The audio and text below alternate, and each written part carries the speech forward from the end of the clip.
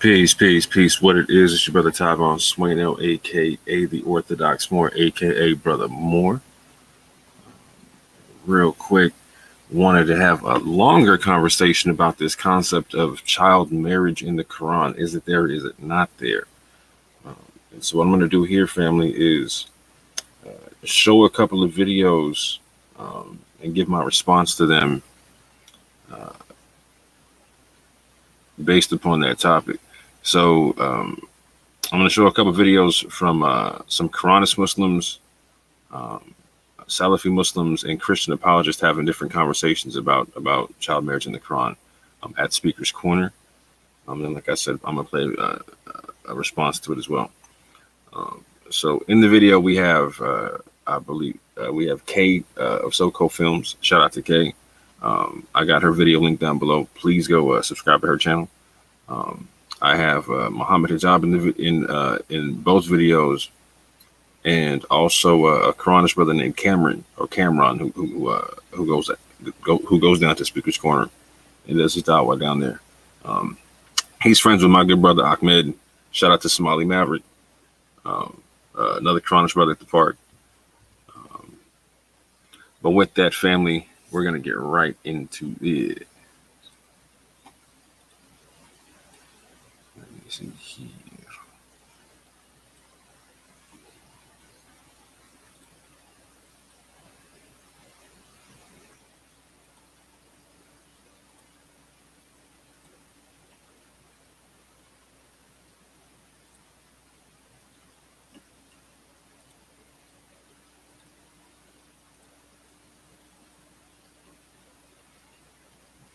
All right, drop these.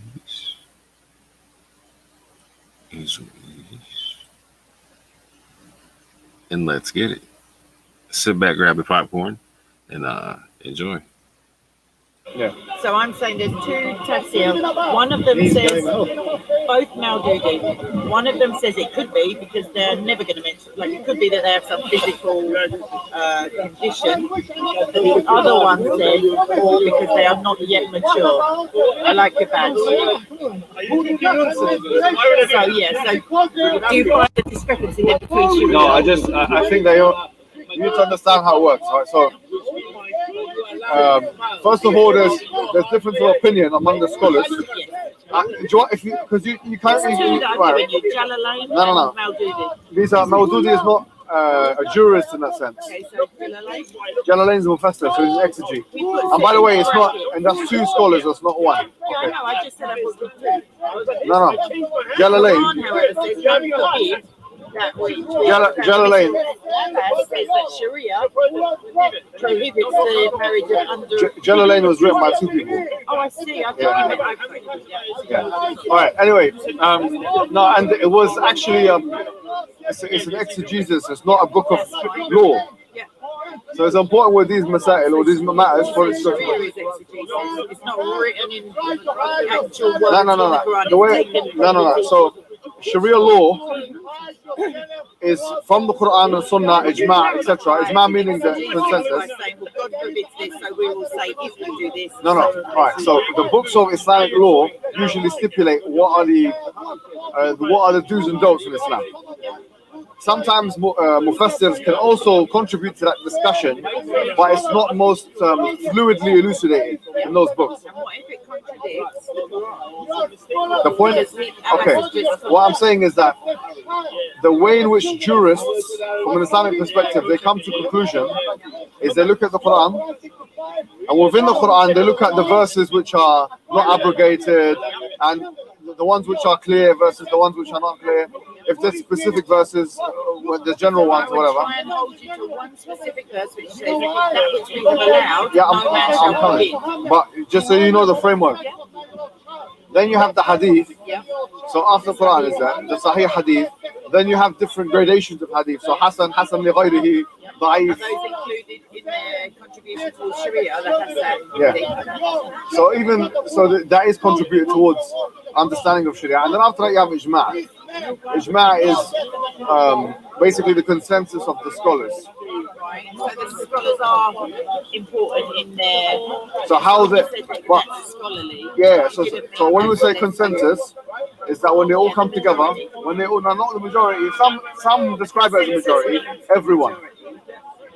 In language, it actually means everyone. No, because of all the scholars, there's never going to be agreement among all of them. Well, that's an, Consensus yeah. of climate scientists say such and such. That's not all of them. I understand that's a really good point you're making, and I tend to agree with the sentiment. But there's some things, folks.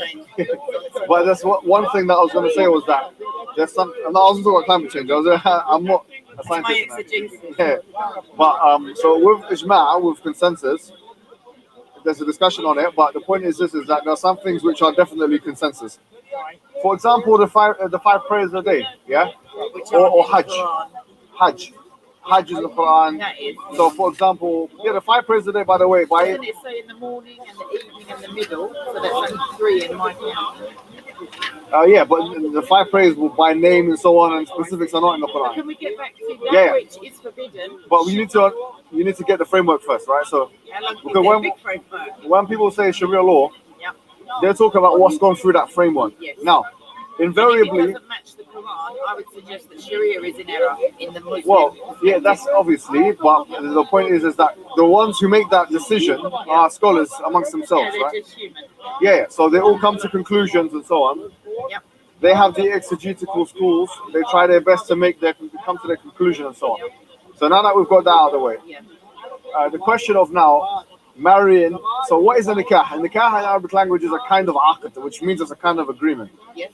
Like a So contract. yeah, so the scholars of old, they asked the question: is it possible for someone to have an aqd nikah, which is this agreement to marry, Yeah.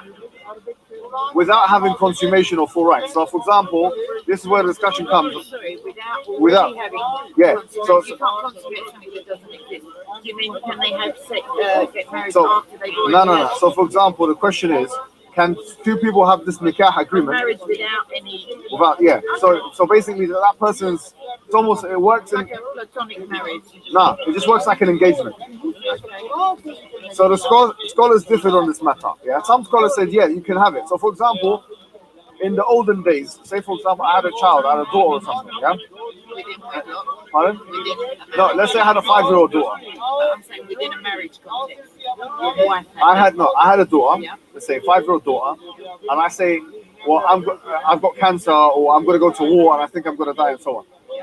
So, some scholars said, okay, look, I can draft a nikah agreement between my daughter, who's 5, Oh, right. and a man who's, let's say, 20 years old, but there's no sexual thing that happens. Yeah. Or would it eventually become that when she's So of age? when does it happen? Now the scholars discuss this. They say, for example, Shawkani says this is not allowed. Ibn Uthaymeen of our present time says this is not allowed. But some scholars of the madhahib said they're allowed. So I said that these contracts are allowed. That, for example, if they get to a certain age, let's say 12, 13, 14, whatever age of ability, they call it qudra, which is ability. Pardon? Ability to accept and No. be Ability to have intercourse. Oh, right. Yeah. Does that include emotional or like So- is it just physical?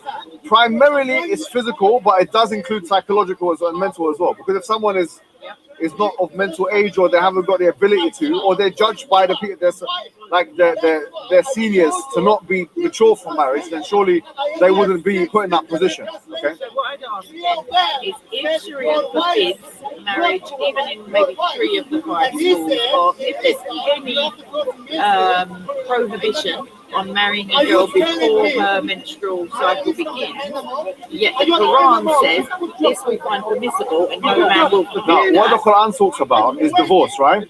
Yeah. So someone has. So the verse you're talking about. Yeah. No, I don't know about Abbas. I'm sorry, I can't follow different. I can only tell you. Yeah. That's what I thought to you. No, that all right. question. So in chapter 66 of the Quran, وَاللَّائِي لَمْ يَحِدْنَ, which means that the ones who have not menstruated yet. Yeah.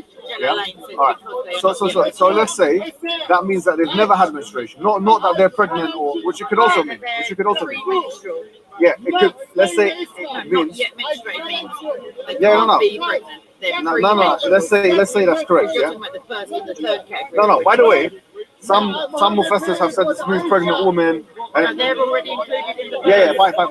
But what I'm saying is, let's take your interpretation, or the interpretation of some of the scholars as well.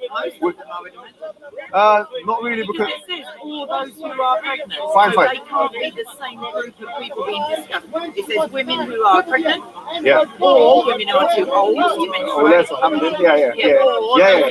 Good point. Yeah. No, you're right. I'm not disagreeing with you. So the ones who have not had menstruation yet. So here, this would refer to prepubescence. Yeah. Now this question of prepubescent marriage, you're correct. Is it prepubescence with intercourse or not? Now, here's what I'm saying is that this can't be, because it's haram. I'll tell you why it's haram. Yeah. So I'll give you some references and sources right now. If the woman, no, you can go. I don't even think they're in English, so I'll tell you and you can check it out. For example, Kitab al-Insaf, written by al-Mirdawi, who is seen as the final opinion of the Hanbali madhab, in his Kitab al-Hudud. Most of that was in Arabic. I'm just going to go with all right. He says, he lists in what he called a chapter of Hudud, which is punishments. Chapter of what? Sharia. Punishments. Jurisprudence. Chapter of punishment. Chapter from the Quran. No, I'm telling you what the scholars have said, and I'm going to give you. Chapter of what I'm asking you? Chapter of Sharia. Yeah, it's a Sharia book, yeah, or Sharia law, yeah. It's what I'm saying. It's the final opinion. It's seen as the final opinion of one of the schools of thought, the Hanbali school. 4. He says, no. Now what? Sunni, and then you have other schools within the Shia. Sunni, there's 4 mainstream ones, yeah.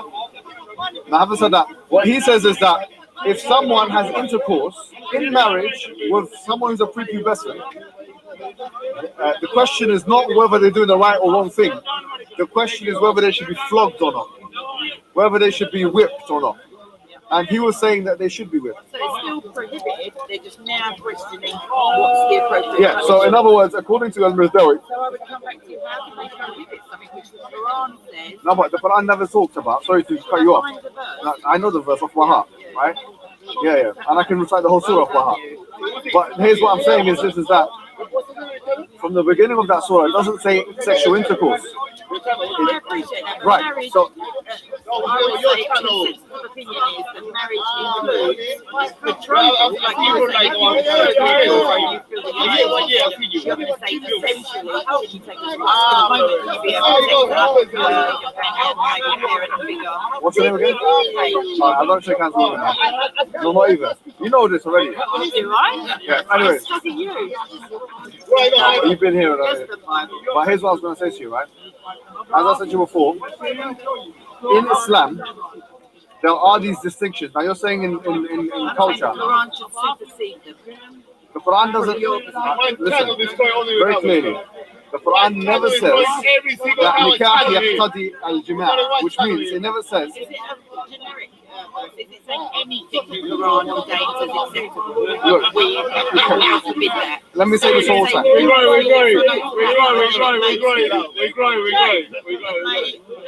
I just need to make this very. I want to make this very clear for you, right? I've said to you before that this nikah agreement, according to Ibn Qudam al-Maqdisi, he wrote a book called Al-Mughni, and the chapter is Bab al-Nikah. He mentions that nikah is like aqd, which means any agreement, any business agreement, any deal. Now here's what I'm saying to you is that the scholars of old, they debated on whether or not it's possible. So if I've got a daughter, I can. Right. It's not marriage. Whatever. But the point. Yeah. No. How? This is the question. Now, what if she gets to the age and she says, "I don't want to get married. I don't want it." Now, Shawkani says, if she says, one other scholar, he says, if she gets to the age of discernment, and she gets to the age of ability, and she doesn't want to be with this person who her father suited her with, then she can reject it based on the hadith, al-bikru tusta'dan, based on the hadith that the virgin has to be asked for permission before marriage takes place. So how do they do jama'? Shawkani says that the way he does jama' between the hadith, or he puts them together, and the ayah, and so on and so forth in the Quran, is that he says that, okay, you can have a nikah, technically, with someone who hasn't reached the age of discernment yet when she gets to the age, she can decide whether or not, number one. Number two, that he can't have sex with her until she gets to the age of ability. All the scholars, they're never going to be agreed. And consensus of climate scientists say such and such. That's not all of them. I understand that's a really good point you're making. I tend to agree with sentiment, but there's something Climate change. But there's one thing that I was going to say was that there's something that I was going to climate change. I'm not. That's my exegesis. Yeah. So with Hijab, with consensus, there's a discussion on it, but the point is that there are some things which are definitely consensus. For example, the five prayers a day, yeah? Or Hajj. Hajj is the Quran. That is. So, for example, the five prayers a day, by the way, You say in the morning and the evening, so that's only 3 in my count. yeah, but the five prayers by name and so on and specifics are not in the Quran. Can we get back to that which is forbidden? But you need to get the framework first, right? So, when people say Sharia law, they're talking about what's gone through that framework. Yes. Now, invariably, if it doesn't match the Quran, I would suggest that Sharia is in error in the Muslim. Well, yeah, that's obviously, but the point is that the ones who make that decision are scholars amongst themselves, they're right? just human. Yeah, so they all come to conclusions and so on. Yep. They have the exegetical schools. They try their best to come to their conclusion and so on. So now that we've got that out of the way, the question of now marrying. So what is a nikah? A nikah in Arabic language is a kind of aqd, which means it's a kind of agreement. Yes, like a So contract. yeah, so the scholars of old, they asked the question: is it possible for someone to have a aqd nikah, which is this agreement to marry, without having consummation or full rights? So, for example, this is where the discussion comes. Sorry, without having. Yeah. So you can't consummate something that doesn't exist. Do you mean can they have get married So, after they've already no. So, for example, the question is: can two people have this nikah agreement? marriage without any? So basically, that person's it's almost it works in like a platonic marriage. Nah, it just works like an engagement. Okay. So the scholars differed on this matter. Yeah, some scholars said you can have it. So for example, in the olden days, say for example, I had a child, I had a daughter or something. Yeah. Within wedlock. Pardon? Within a No, let's say I had a 5-year-old daughter. I'm saying within a marriage context. I had a daughter. Let's say 5-year-old daughter, and I say, well, I've got cancer, or I'm going to go to war, and I think I'm going to die, and so on. So some scholars said, okay, look, I can draft a nikah agreement between my daughter, who's 5, and a man who's, let's say, 20 years old, but there's no sexual thing that happens. Yeah. Or would it eventually become that when she So the baby? when does it happen? Now the scholars discussed this. They say, for example, Shawkani says this is not allowed. Ibn Uthaymeen of our present time says this is not allowed. But some scholars of the Madhahib said they're allowed. So that these contracts are allowed. That, for example, if they get to a certain age, let's say 12, 13, 14, whatever age of ability, they call it qudra, which is ability. Pardon? Ability to accept. Ability to have intercourse. Yeah.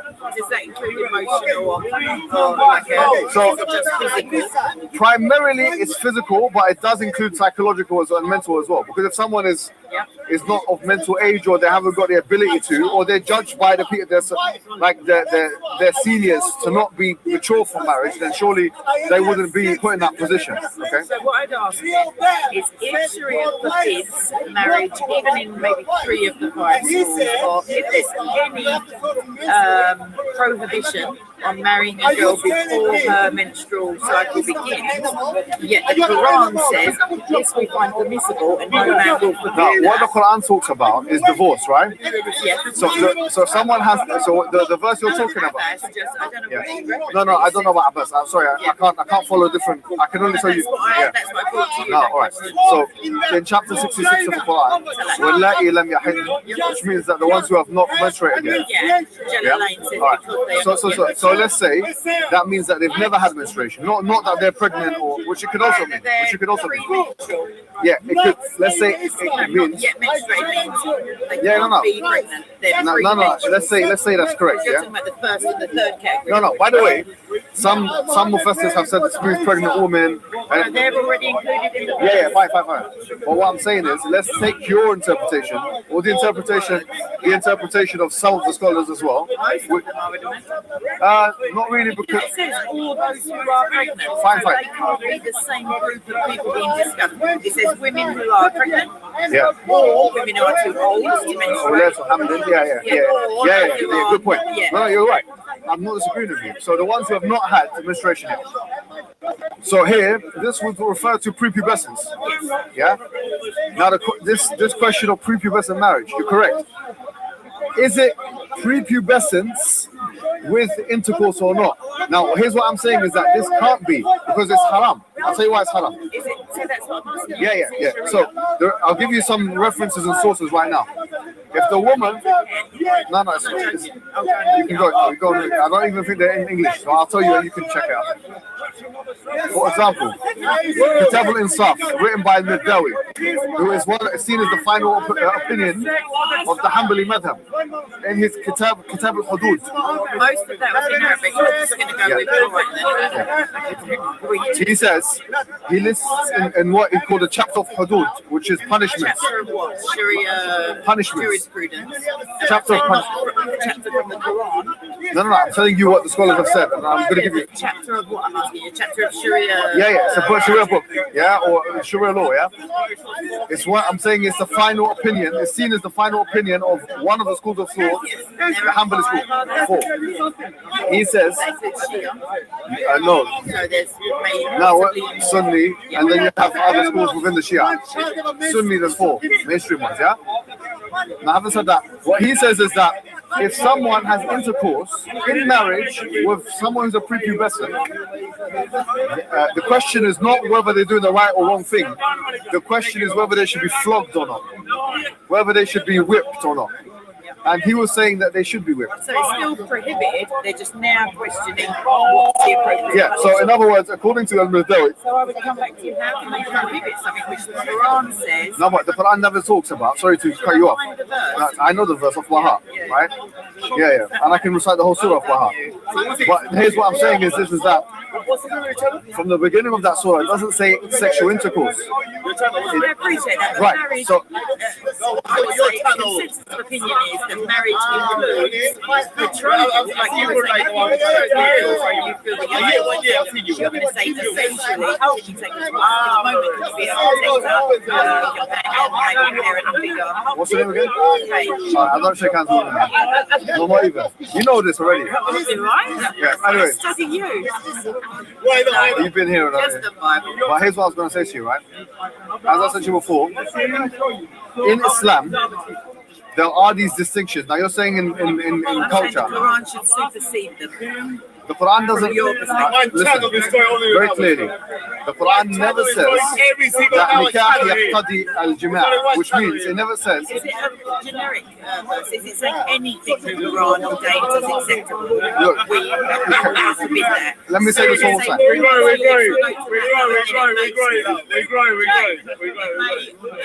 I just need to make this very. I want to make this very clear for you, right? I've said to you before that this nikah agreement, according to Ibn Qudam al-Maqdisi, he wrote a book called Al-Mughni, and the chapter is Bab al-Nikah. He mentions that nikah is like aqd, which means any agreement, any business agreement, any deal. Now, here's what I'm saying to you is that the scholars of old, they debated on whether or not it's possible. Say, if I got a daughter, I can That's betrothal, that is my Right. It's not marriage. Whatever, In a but marriage ceremony, the you point- say, can you please? Yeah. No, how this is the question. Now, what if she gets to the age and she says, I don't want to get married, I don't want it. Now, Shawkani says, if she says, one other scholar, he says, if she gets to the age of discernment, and she gets to the age of ability, and she doesn't want to be with this person who her father suited her with, then she can reject it based on the hadith, al-bikru tusta'dan, based on the hadith that the virgin has to be asked for permission before marriage takes place. So how do they do jam'a? Shawkani says that the way he does jam'a between the hadith, or he puts them together, and the ayah and so on and so forth in the Quran, is that he says that okay, you can have a nikah technically with someone who hasn't reached the age of discernment yet. Yet when she gets to the age, she can decide whether or not. Yeah, number one. Number two, that he can't have sex with her until she gets to the age of ability. So with arranged marriage, how would that work?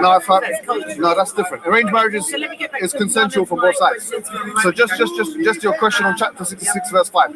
What I was saying is, even if we take your interpretation as the only interpretation, which it isn't, there is more than one interpretation. 3 categories of women. No problem. Let's take your one as the correct one. So the one of that she's never had puberty before. They've never had it before, and it's a strong opinion in my faith. Yeah, because it says lem. Lem is used in Arabic in the past. Yeah, no problem. You're right. Now the question is, does that mean that there had to be a marriage of sexual? Right. So fine. So what's the issue?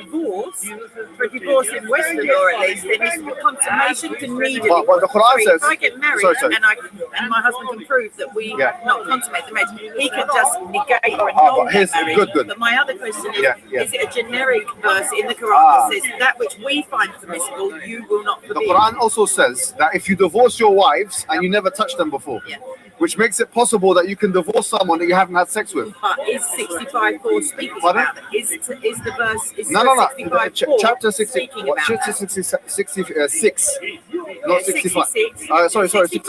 65. So it's the Talaq 65. So 65, verse 4. What it talks about is that it says it's a generic verse, right? Generic verse. Agreed. Well, it's all women of this category. Yes, all women of there you that have it. category. Now, so we say that's a generic verse. The only thing that can do it, the source of it, is of something which is specifier. So there's 2 specifiers the scholars use. One, the fact that Prophet Muhammad ﷺ, if we take the hadith of 6 to 9, that he waited before because he married at 6 and then he consummated 9. So for that waiting period to without bothering him, they could say, no, I know him well enough and I know the Quran to say this is the judgment. Like if there's confusion, is that what you mean? No. When the Prophet Muhammad ﷺ was alive, there was no need for anyone else to be able to do judgment than him. But when they were reciting the Quran, when they got to the verse that said that which Allah finds permissible, no man shall forbid, surely that is clear and concise. So what's the problem? Okay, fine, I agree. So if Sharia then forbids that, Forbids what? anything that's permissible within the Quran. No, but by definition, Sharia is an attempt to understand the Quran. Exactly, Yeah. Okay. So I just know during the previous conversation between you and I heard someone else say that even though 65:4 says this, Sharia forbids marriage of underage No. Okay, well that's a discussion that I know, right. it was just I'm a different person. What I'm saying to you is clear. Let me be clear. 65:4 lam yahid. Yeah. Lam yahid, the ones who have never had menstruated before. Yes. If we say that this means that women, girls that are premature, that have not had periods before, we can accept this, no problem. I'll accept that that interpretation. I'll say fine, but does it say in the verse that they can have sex with the man? It doesn't say that. As I said to you before, the Quran makes it explicitly clear in Surah marry without consummation. No. It says that if in the Quran it says that if you have touched her, then you don't have to give her mahar back. In other words, her dowry back. If you haven't touched her, then and you divorce her, then you don't have to give her a mahar back. In other words, it's conceivable to marry and not touch. And that is a form of marriage which existed. It's actually not a marriage. It's in vernacular terms, it would refer to as a contract of some sort. So what I'm saying is this: is that. It's not. Look, let me just. No problem. No, it's the opposite. He's saying without sex. Yeah, so I'm saying without sex. Exactly. Thank you very much. Someone who understands a little bit of what I'm trying to say. So here, no, it's fine. Just leave him. He's a young man. He's obviously all the ladies are very attracted to him. Thank you. Very attracted. Now. Lying is a sin. Oh yeah, sorry. No. Some women are. Beauty is in the eyes of the beholder. Okay. So having said that.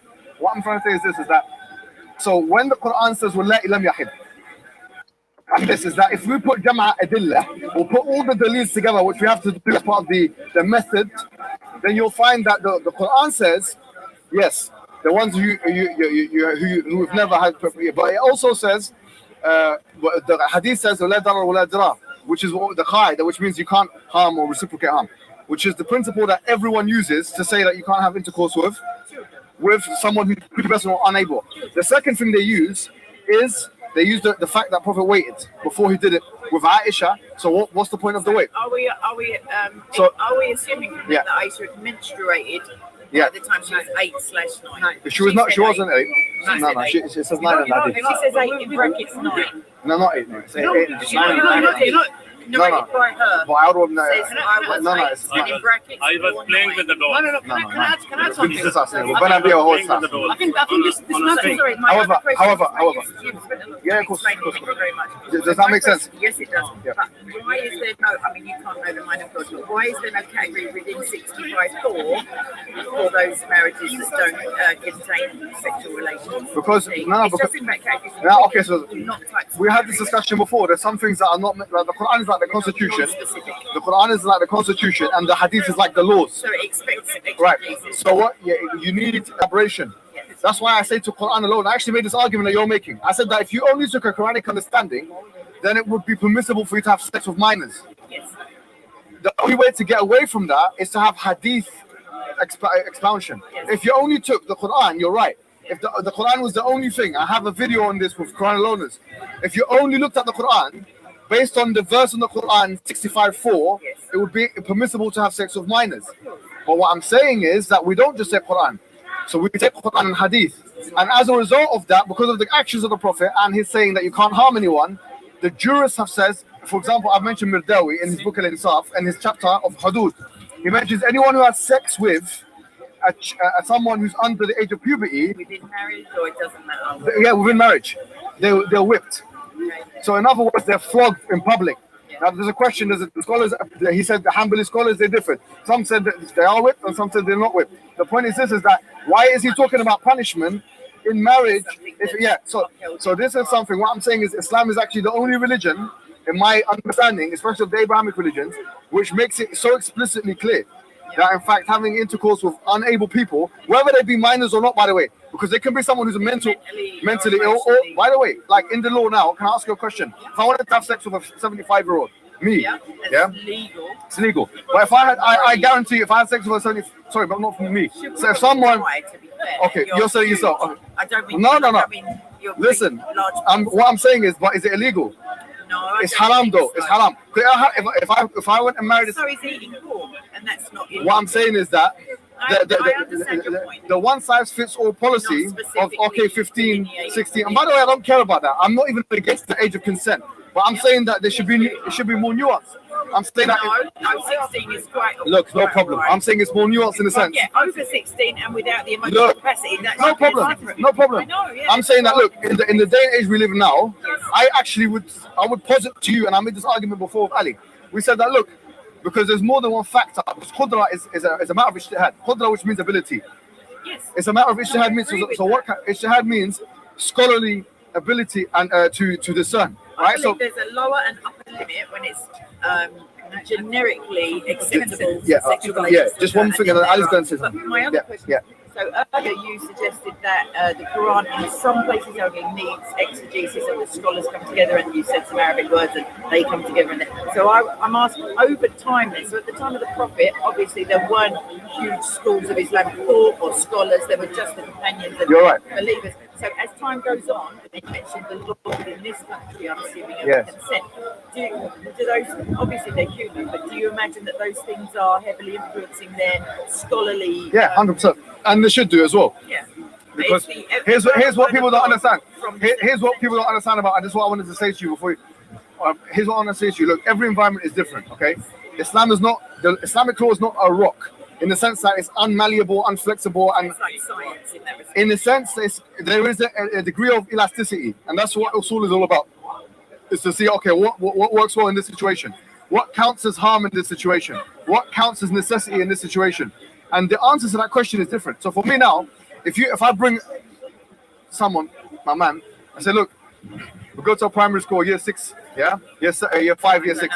If we go, year 5, year 6, year 10, 11-year-olds, If we go to those ages, and I promise you, anywhere in London, anywhere in the UK, are any of these kids ready for marriage? Absolutely not. But the thing is, you don't know about a million years. Yeah, 5 years. Because believe me, it's happening now. They haven't said behind the bushes. Yeah, They're that- not No, married. but they're not ready for marriage. No. They don't go off and get married. But me and you agree on this, yeah? All right, so me and you agree on this. Why? The reason why is, listen to this. We would both say that it contradicts their ability, yeah? Emotionally. So it would harm them. Yes. Okay, anything that harms anybody is not They allowed. end up married. Yeah, it's not allowed. All right, so if it's because the qaida that we have, which is similar to a liberal thing, is The primary thing that we would agree on is because it's simple. So God ordains that a man But and a woman should join together. this is what I say to you. Look, this is what I call Sharia consequentialism, yeah? Because ask the question, why is it wrong to have sex with a 1-year-old? Forget about. Okay, I'd explain that. I'd say physically it's damaging. Perfect. Morally it's disgusting. Yeah. Within the context of God's law, God does not prescribe that Good. in any way. All right, shape, or but even if we have that out of the picture for a second, if I and it's morally. Jesus Christ in the Old Testament, though. no, we'll That is talk about disgusting. it. Please don't talk to me. Is it not in the Bible? Okay, forget about Jesus for now.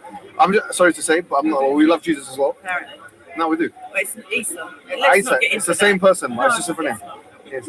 Listen, Really not. I'll debate you on that another time. another time, another discussion. Another Sunday. All right, but what I was going to say to you is that, look, if you're saying it's wrong, primarily because of the harm, Yeah. the consequences of it, right? Because Okay, I have the mental capacity so to look okay, at that and judge perfect. that. No, I totally agree with you, right? So what I'm saying is that if this, we call it causative reasoning, Yes. did not exist, then it wouldn't be wrong. No, if nobody ever saw the wrong in something, Perfect. So it's consequentially wrong.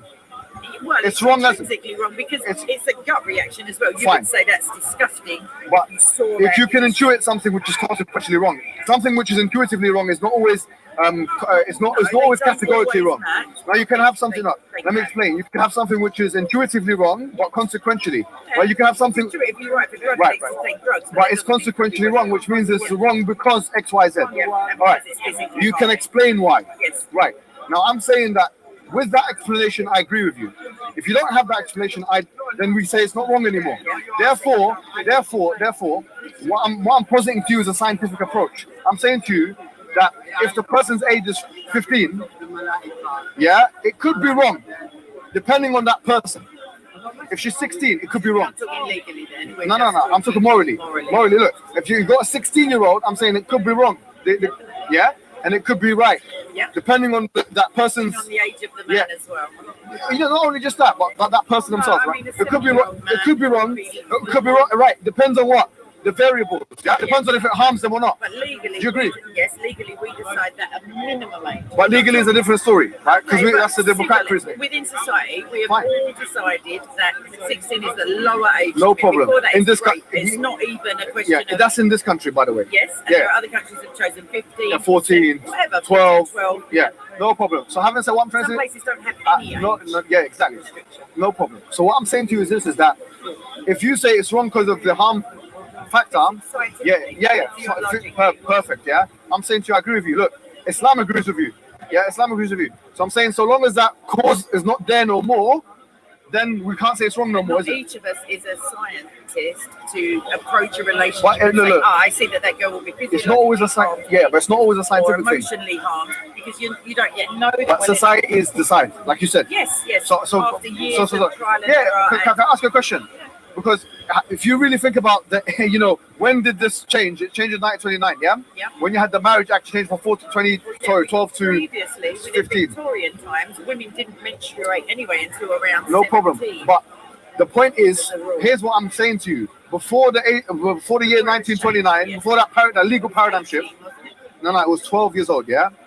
If you look at the Marriage Act 1929, it was 12 years old. Before that time, what I'm saying to you is that, was it the case that all women that were having intercourse at that age were harmed?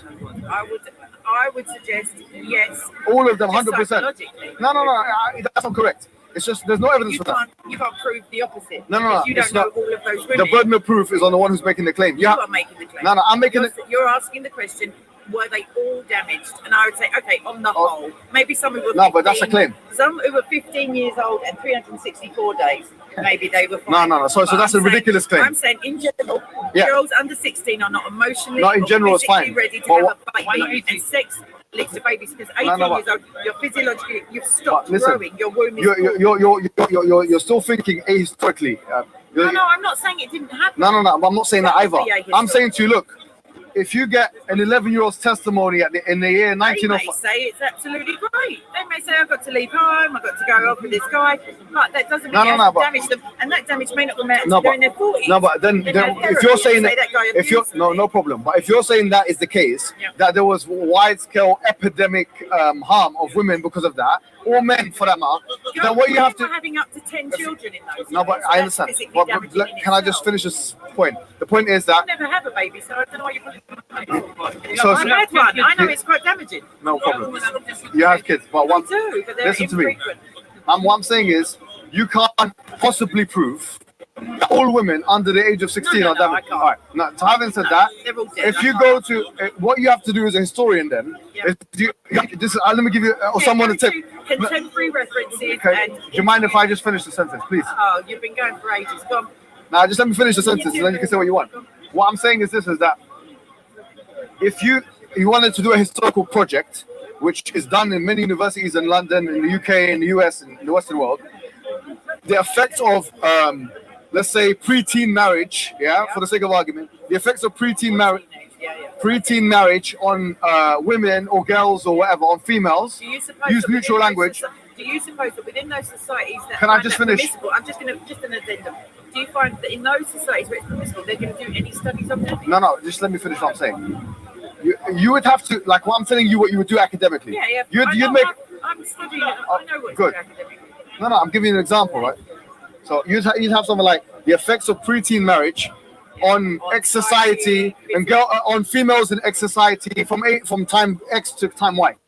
Then you'd have to go and get micro historical reports of like diary entries or something. Yeah, I was so harmed and whatever. Women killing Now their I'm babies saying to you that because look, they're so poor. if you can produce this evidence and actually take into consideration the counter. Produce the evidence for all, because that's the part. That's you're the point. saying That's that can't be impossible, right? repeated. Exactly. But that's why you asked the question. Oh, brilliant. So we come to a conclusion now. So if it's not all, then it's conceivable possibly that 1,000 years ago, that a 9-10-year-old would not be harmed in these ways. Conceivable. That's what I'm saying. That's what we're saying. Well, if I mean- that's what you've got to go Is on. there any other example?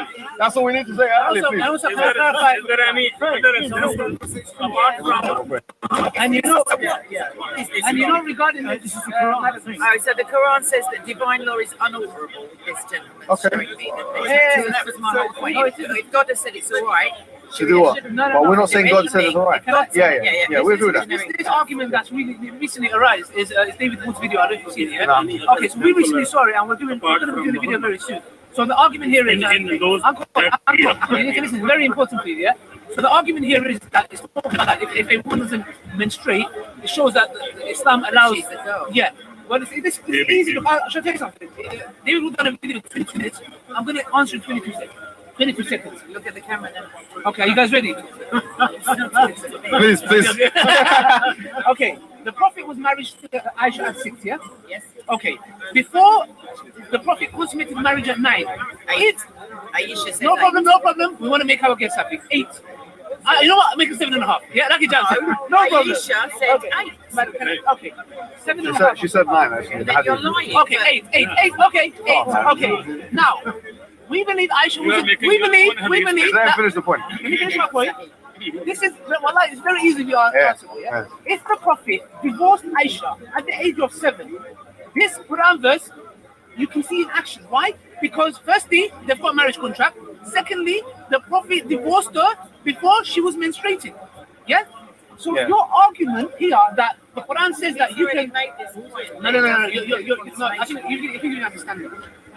No, He's going through other scholars and how they understand it. I'm saying to you very clearly, the Prophet's marriage to Aisha, you know where it says the interperiod for a girl that's not menstruating?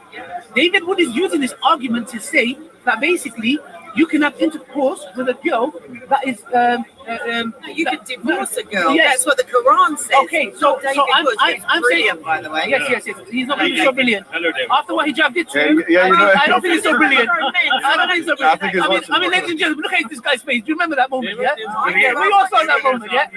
What is the David Wood's career finished, but I think. Ask David. David and Shamson. Madam, can you listen to this kid? Because this is very crucial. imagining him? No, I'm talking to you. Okay, the Prophet married Aisha at 6, and he consummated at 9.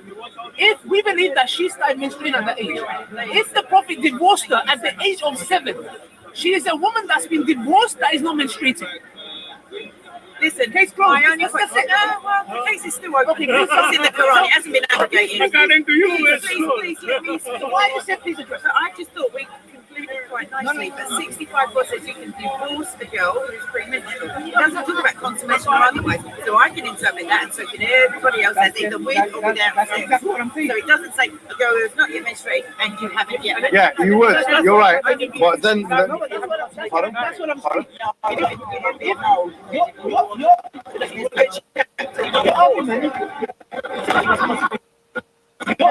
It's talking to all Muslims. This is the waiting period for a lady who's past her menstruation, is pregnant, or during her menstrual. Or a girl that's not menstruating. Or a girl, it says woman, but Jalalain says Exactly. So what we're saying is very clear that you guys are trying to say that the Prophet, so in the Quran, I haven't mentioned the Prophet once, but thank you for you guys. Thank you very much. So in the Quran it says that when you divorce, and it says It's in the divorce, Aisha, so it's clearly not would you talking allow about me to allow me the divorce, Aisha. No, my you need to have a halala for that. Okay. So it seems very clear. Either you got my point, you don't like it, because I believe this issue between 6 and 9, the 3-year gap, has been so troubling for David Wood that he had to do a whole video, 22 minutes. You're going to pick him up, don't worry. Yeah? No problem. So what it shows us very clearly is that when you divorce a woman that is not menstruating, what you guys don't understand is that you think when you get married and consummation happens, Islamically it doesn't. You can have a contract, which the Prophet did with Aisha at 6. And if the Prophet decided to divorce her at 8, he'll be divorcing a girl that is not menstruating in the menstrual cycle. So it will fit this Quran verse perfectly. It would, Because but it's not about thank you. He didn't divorce her, and he did sleep with her eventually. No. At 9 when she was an adult. No, 8. She said, are you calling her a liar? When she was an adult. Are you calling Aisha a liar? Okay, 7.5 even. By the way, the hadith says 9. It says 8 in brackets or 9. No, but that's in English. I don't know about English. I know the hadith in Arabic. It's 8 I don't know who's Arabic. made Some hadith says 8 and some says 9. Sorry. Madam, Oh, why are you I was talking thinking about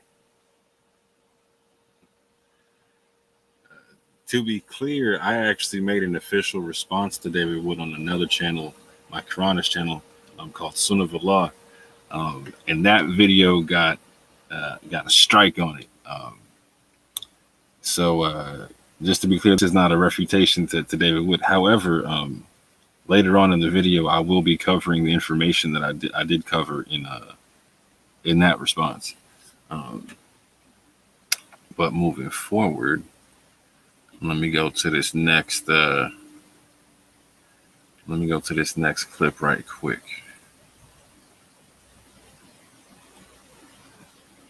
Let me go to this next clip right quick. Oh.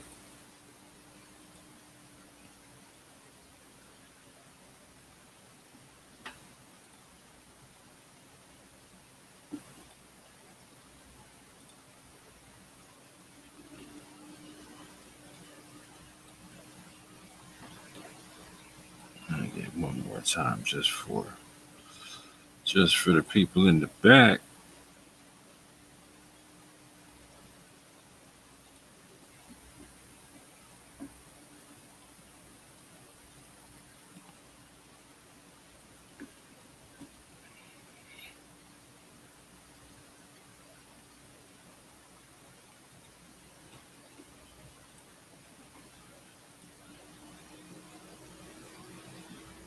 Again, I have all these videos linked down below. If you're not familiar with Speaker's Corner, please go subscribe to these channels. You will get a very good concept as to what Speaker's Corner is all about. So with that, I'm gonna play this one. Now this is again, this is the same brother, Mohammad Hijab, but now this is him talking to a Quranist brother named Cameron at the park.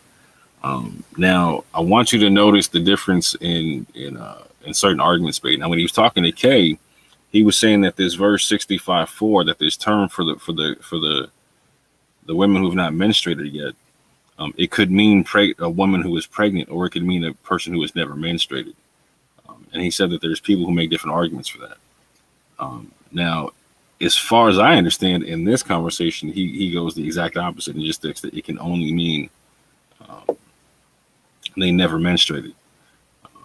So there's a different tone that he takes in this argument, and it's an obvious different tone. But with that, family, I'm just gonna play this thing, and we're going to see what it is.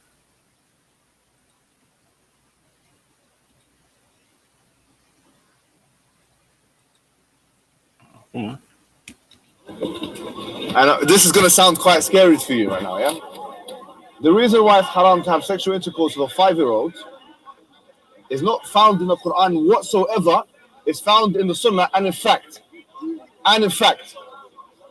if you look just at the Quran, you will get the indication that you can have sexual intercourse with a 5-year-old. And I'll tell you why. And I'll give you, hold on. I'm saying this, and I'm going to back it up with evidences. Let me repeat my point. We both agree that it's haram and it's wrong to have sexual intercourse with a 5-year-old. Okay, good. My premise today, my thesis today is as follows. The reason why it's haram to have sexual intercourse with a 5-year-old is not found in the Quran at all, but is in fact found in the Sunnah. Okay, and listen, if you just read the Quran, it is halal. It would be halal to have sexual intercourse with a 5-year-old. Tell me how and why.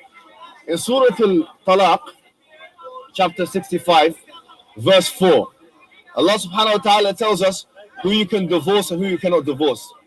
And then he says, وَاللَّائِ لَمْ يَحِدْنِ وَاللَّائِ لَمْ يَحِدْنِ, and the ones who had never been pubescent before. Surah Talaq, chapter 65, verse 4. وَاللَّائِ لَمْ يَحِدْنِ. Now the word lam in Arabic, it's what you call harf nahi lil madi, which means that it's something, a negative term for the past tense. The Mufassirun, they say about this term, about this verse, it talks about breastfeeding women, because when you're breastfeeding, you obviously can't menstruate. And it also talks about pregnant women, obviously you don't menstruate. Okay, however, at the same time, yeah. Does it say anything about that? Yes, it does. I'm just. No. Okay, let me read it out for non-speaking Arabic. Surah 65 verse 12. As for the women who have reached menopause, yes. If you have any doubts, the interim shall be 3 months. Yeah. As for those whose menstruation has ceased, okay, good. Those who are already this pregnant, is it. Good. The interim is until they give birth. This is the verse. Anyone who reverence Allah, He makes His matters easy. So where does Allah There's a verse in the Quran Allah says that. No, listen, but you with me here. Well, I just marry a woman. What's your name again, bro? Sorry again? Cameron. Do you mind if I just, because to other people they might not know what I'm trying to say. So what? Let me just finish what I'm saying, and then you can come back. In the Sunnah, there's a hadith. And by the way, this is very important, yeah? I want all Muslims to be aware of this. The reason why we don't have sexual intercourse with 5-year-olds and 6-year-olds and 7-year-olds or whatever is not because of puberty. Wait a minute, what did you say? It's not because of puberty, because that verse in the Quran actually says lam yahid. They never had puberty before. You can't go around that. The reason why we don't have sexual intercourse with those people is because of harm. The hadith says la darar wa la dirar. And I said before, the reason why is because of the Sunnah, not because of the Quran. Such a verse, la darar, means you can't inflict harm to anyone else. You know, I'm going to make a point to you today and to the British government. Wait a minute, what did you say? British government? Yes, the British government.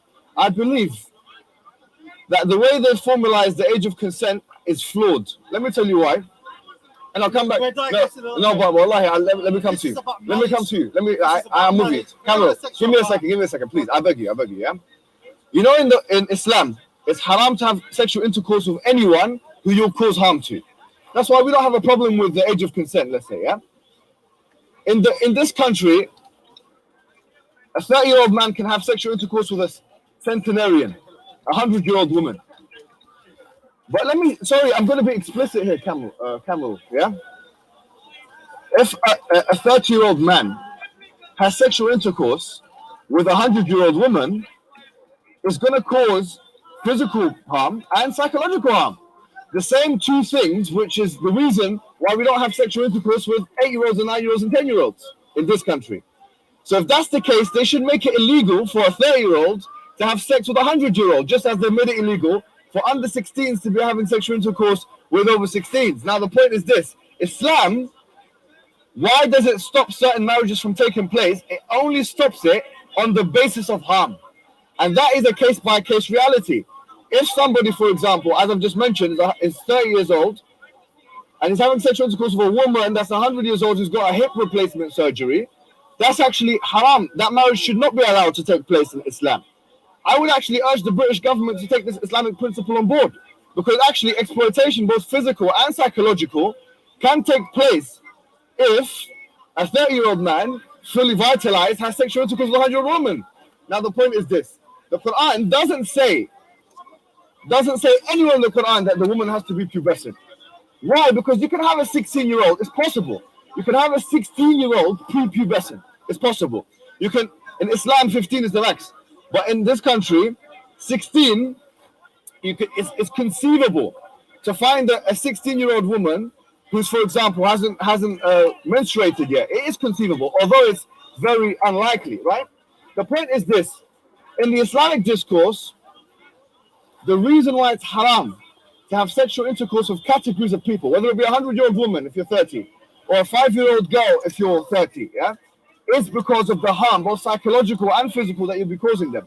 Now, I dare you now, you're a Quran alone guy, I dare you to find one verse in the Quran where it says you're not allowed to marry someone based on harm, or you're not allowed to have sexual intercourse based on harm, or you're not allowed to marry someone based on puberty. If you do that, I will take my point back. It doesn't. So that makes it halal then. It makes it halal. So if you're a Quran alone, you're allowed to have sexual intercourse with 5-year-olds. Because it tells you who you should marry. It tells you where does it say that? Yeah, you're not allowed to marry your auntie, your mother, and that's enough. I'm not saying that. The criteria of what you should look for in a marriage. Go on, where does it say that? First and foremost, Allah says that a pure man for a pure woman. Okay, fine. We're talking about belief. Okay. Your belief is how pure your belief. For example, get me one verse in the Quran which says the woman has to be pubescent. No. One verse. Let me finish. The criteria for what marriage should be based on. Not what. I want one verse in the Quran from the beginning of the book to the end of the book which says that she has to be pubescent. So okay, so that makes it halal from your perspective. From your perspective, it's halal. No, it doesn't. Because the criteria for marriage is defined in the Quran. Where? What should be a marriage? And where does it say pubescent? Where does it say puberty is not? Firstly, foremostly, she should have the same belief as you. How can a 5-year-old girl that doesn't know the difference? Bro, I don't agree with that. We both say it's haram. What belief is. Okay, fine. So why would I marry a 5-year-old? So the criteria is this doesn't make sense what you're saying. I want you to find me one thing in the Quran. The criteria Allah tells you what is for marriage, not what is not for marriage. Cameron. You know in the Quran it says Hurumat alaykum ummahatukum. It says you're not allowed to marry your mum. It says you're not allowed to marry your sister or your auntie. Where does it say you're not allowed to marry believes the way that you believe? If you're a Shia, you marry a Shia. If you're a Sunni, then you look for a woman who believes in a Sunni. Listen, I'm not getting an answer here, my friend. I am, it's from the Quran. No, but you're not getting me a direct verse in the Quran. I want a direct verse. Go on. There is nowhere in the Quran where Allah says a pure man for a pure woman. No, I didn't say that. Well, that's a straw man argument. No, it's not. I want a direct answer to my question here. I've just said the criteria for why we're not allowed to marry prepubescent, so let's say women that can't deal with it, is harm. That comes from the Sunnah. Now, the only verse in the Quran is وَلَا تُلْقُوا بِأَيْدِيكُمْ إِلَى التَّهْلُكَةِ. Don't cause your own harm to your own self. But it doesn't say anything about causing harm to others. I'm looking for one verse in the Quran. وَلَا تُلْقُوا بِأَيْدِيكُمْ إِلَى التَّهْلُكَةِ.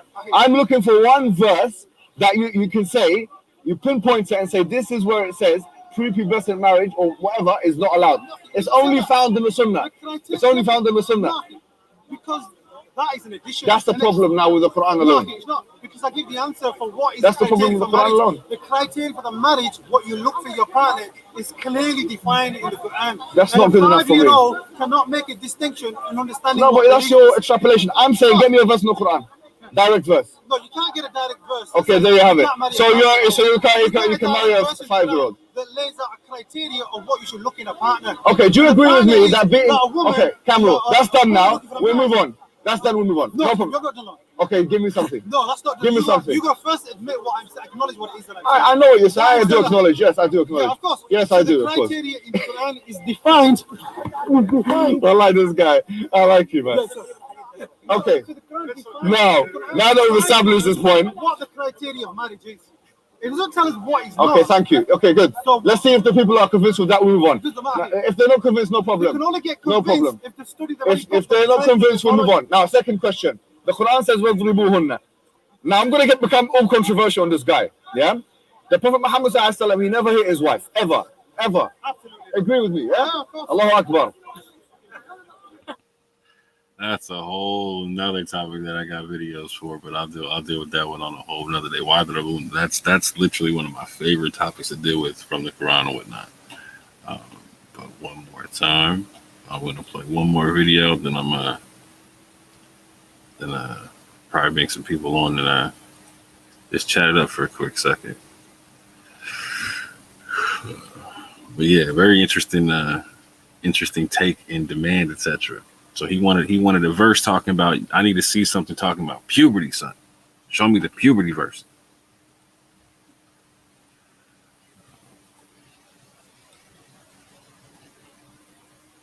There we go.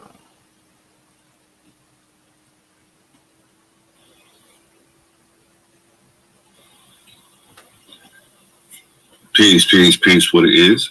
This is Brother Tavon Swinell, aka the Orthodox Moore, aka Brother Moore. And real quick, I'm doing a video for the Christian sister on a speaker's corner named Kay, SOCO Films. She's a Christian sister at the park I respect quite a bit. And I've been in her chats lately.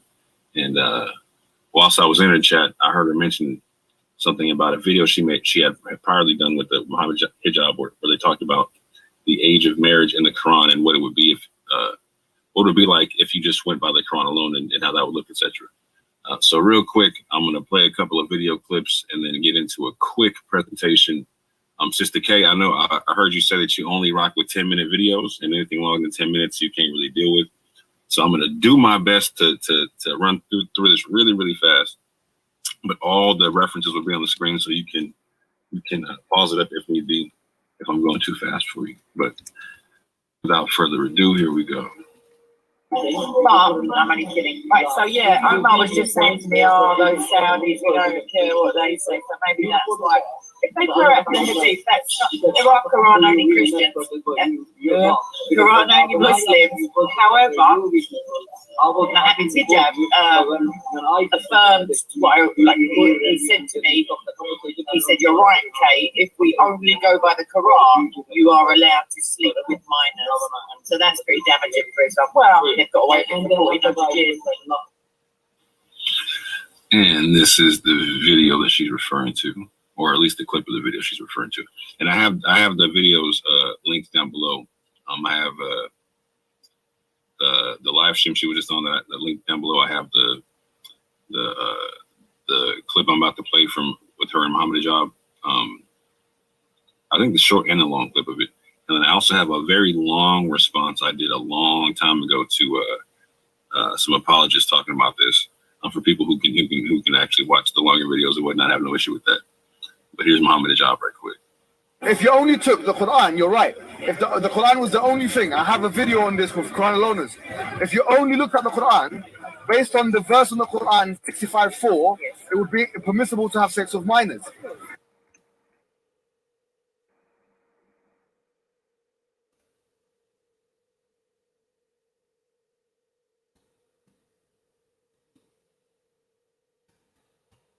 Let me promo for you, Kay. Yeah. If you're not familiar with Speaker's Corner, definitely go subscribe to K SOCO Films. You'll get a good idea what Speaker Corner is all about. Like I said, she's definitely my favorite Christian at the park. She's a very sincere sister, and whatnot. With that, let me get off into this presentation.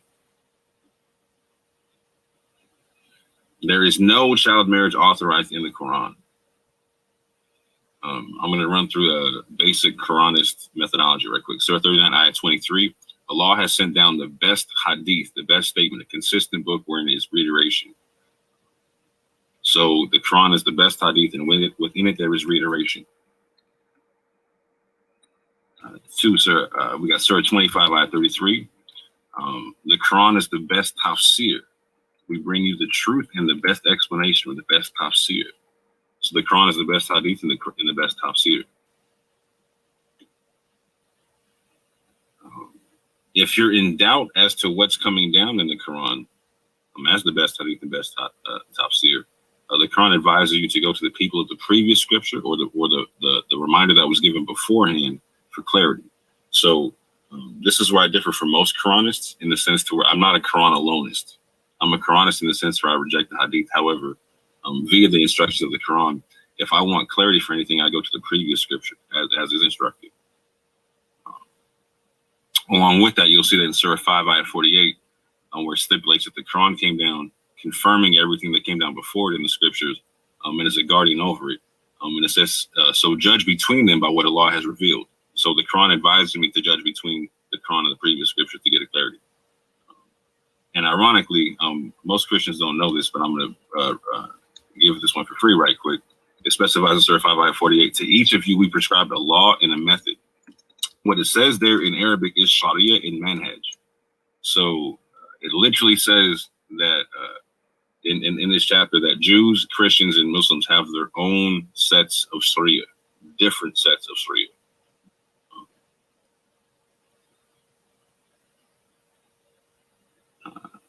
And just to clarify, this is the stance on why most Quranists don't take the hadith, because the Quran says this in 3 different ayats. So in what hadith or what statement hereafter will they believe? It goes also to say here in Surah 45, ayat 6, these are the verses of Allah which we recite to you in truth. Then in what statement or what hadith after Allah and his verses will they believe? So anything but the scripture of Allah is not considered, or I'll say like the scripture of Allah is the only thing considered the hadith of Allah. And I don't expect you to accept like Allah writing the Torah or the Bible, etc. whatnot. But I'll just say this: so the scriptures of God are the hadith of God. Again, Surah 77, ayat 50 says, then in what statement after it, being the Quran, will they follow or will they believe? We're getting off into it. Surah 65, ayat 4. This is a ayat about divorce and menstruation and how it plays a part in divorce. And I'm going to run through this really quick. But the typical issue is people are trying to stipulate that this verse, when it's talking about those who have not menstruated, is talking about prepubescent children. And nothing could be further from the truth, and that will be clearly shown via the Arabic of this verse and other verses of the Quran. What is talked about is women every single solitary time. But real quick, and those who no longer expect menstruation among you, this has to deal with divorcing women. Menstruation among your women, if you doubt then their period is 3 months. That's the iddah, the waiting period. And also for those who have not menstruated. And for those who are pregnant, their term is until they give birth, and whoever fears Allah, he will make for him of his matter ease. Further, we see this waiting period talked about again in Surah 2, ayat 228. And this is where you get the reiteration from the Quran and clarity from within the Quran. That's the first step in understanding it. It says divorced women remain, again, divorced women remain in waiting for 3 periods, and it is not lawful for them to conceal what Allah has created in their wombs if they believe in Allah in the last day. So the whole reason why there's a waiting period is because it's unlawful to conceal a pregnancy if you are divorcing. And when you want to get into, if you want to get into it, the reason for that is because a man is supposed to support the woman and pay for the child, etc., etc., etc. There's a whole bunch of stuff of that in the Quran. I can get into that in a whole nother conversation. But there's 3 groups of women in the first verse and 3 groups of women in this verse here, or the same groups of women in the sense to where in Islam or in the Quran there's a waiting period for the women who have been touched. But if you have not been touched, or if the marriage has not been consummated, there is no waiting period. And we see that in Surah 33, ayat 49. When you marry believing women and they divorce them before you have touched them, then there is not for you any waiting period to count concerning them. Provide for them and give them a gracious release. Untouched women have no waiting period. Now here's where we get into the clear Arabic of what it could say, of what it could or what it should say if it's going to talk about prepubescent children. Surah 24, ayat 58. All you who have believed, let those whom your right hand possess And what that should say, and I'll get into that in a whole nother video, is those ruled by their oaths. And those who have not yet reached puberty among you. Ding, ding, ding. There is a way to say those who have not yet reached puberty among you. And it's right there on the screen below. I'm not going to get into all that. You got the references right there. But to reiterate that, there's another, again, it's reiterated one more time. For 24, ayat 59, the next verse. And when the children among you reach puberty. So you have the Arabic there for children and them reaching puberty. This Arabic is not used anywhere in the verse of Surah ayat 64 or 65:4. Excuse me. It does not mention children, and it does not mention those who have not yet reached puberty at all. And there's a clear way of saying both. It mentions women both times, or it mentions women in 65:4. Let's see, I'm running up on my 10-minute time limit. So I'm going to cut this one real super short and just give the reiteration here. That 65:4 mentions menstruation of 3 groups of divorcing women. The 65:4 doesn't mention prepubescent children in Arabic in any way, shape, or form. The 65:4 only mentions women, again, who have been touched. Surah 24, ayat 58 through 59 uses clear Arabic for prepubescent children. Surah 2, ayat 228, again, shows that divorced women can't conceal a pregnancy. Surah 33, ayat 49 shows that untouched divorcing women have no waiting period. So with that, I'm at the limit of my 10 minutes, sis. I hope that made sense. List any questions you have below. Hopefully we can talk about this further. I'm going to make a couple other videos talking about a couple other topics, but I'm trying to keep this one short and sweet just for you, sis. So with that, I say peace and love.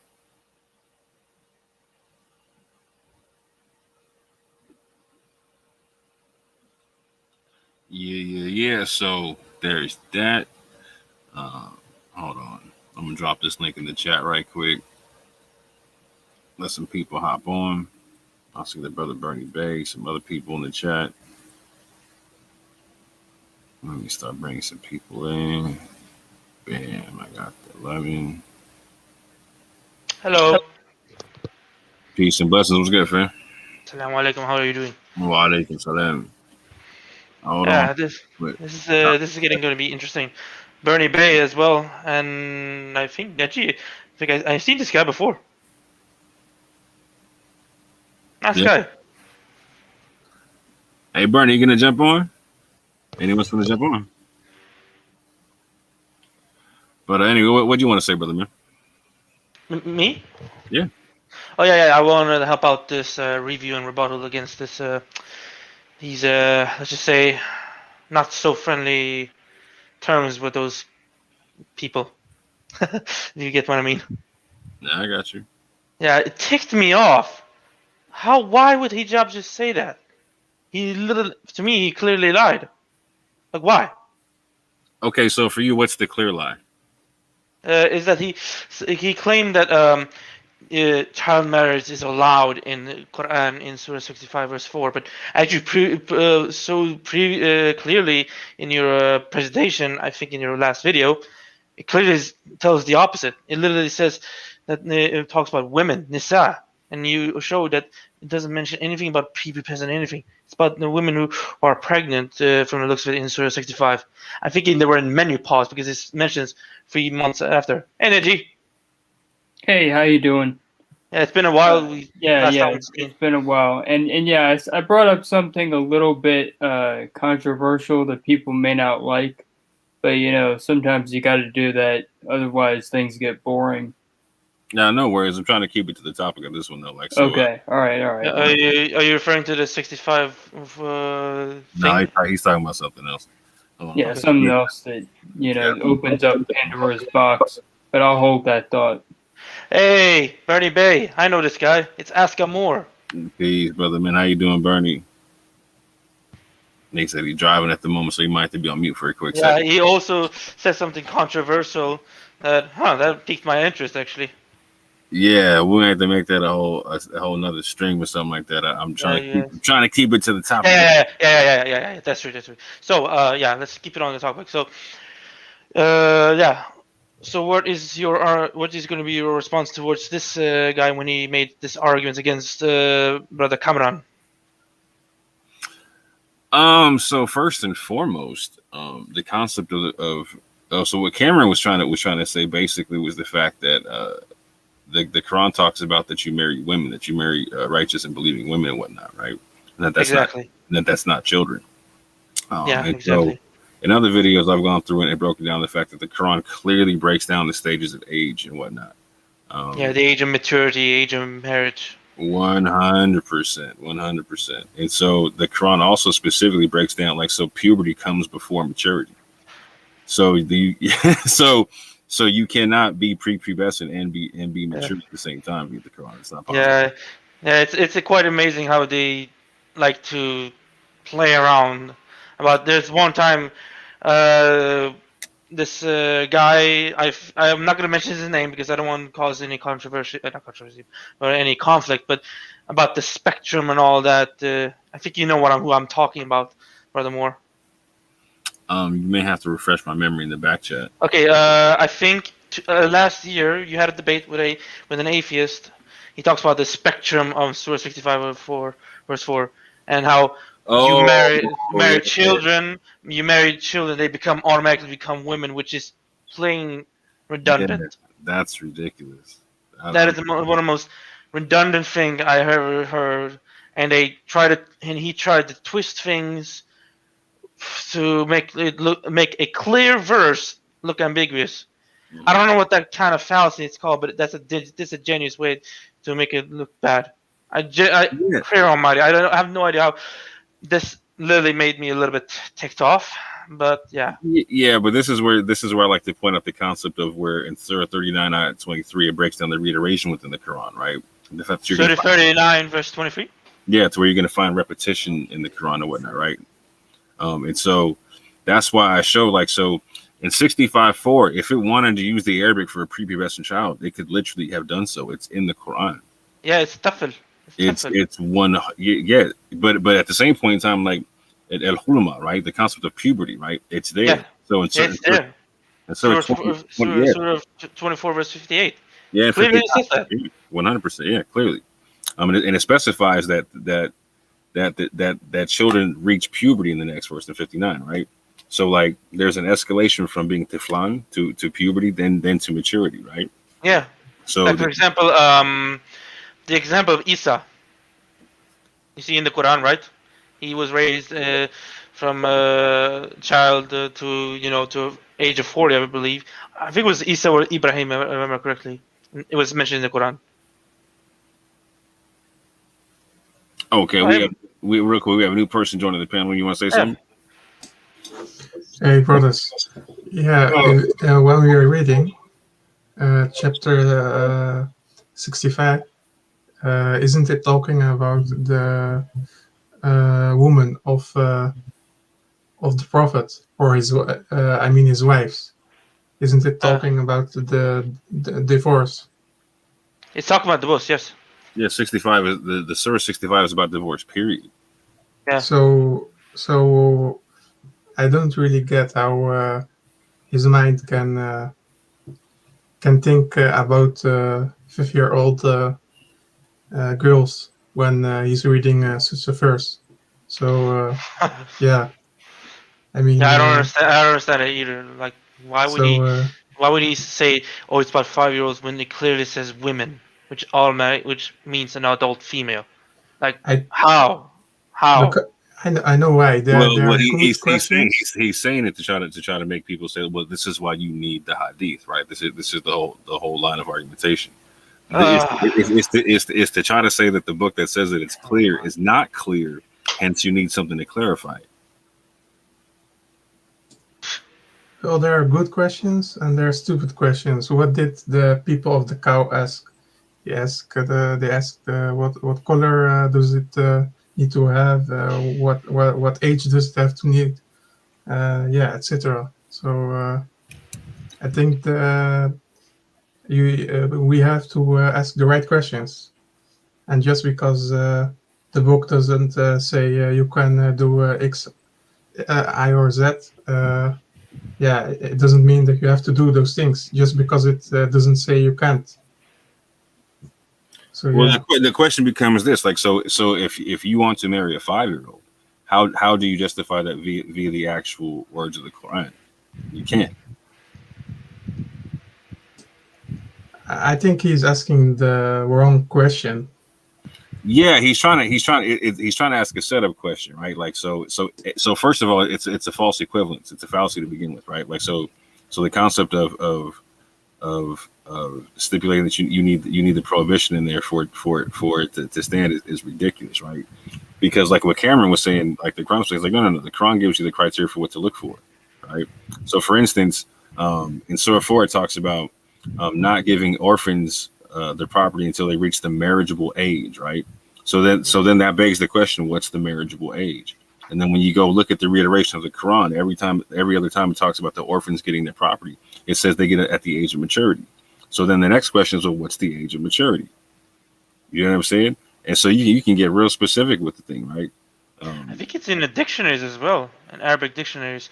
I read an article, a post, and I don't know. Have you heard of this misconceptions about Islam, which is a what I call a Quranist version of it? How it speaks about the marriageable age and all that. I don't know if you know this person, Wakas Muhammed. You know him? No. Okay, so I'm going to see if I can find the article and I'll read it for you, inshallah. Hopefully I find it. Hold on. You can keep talking while I look for it. No worries. Brother Bernie, you can you talk yet or no?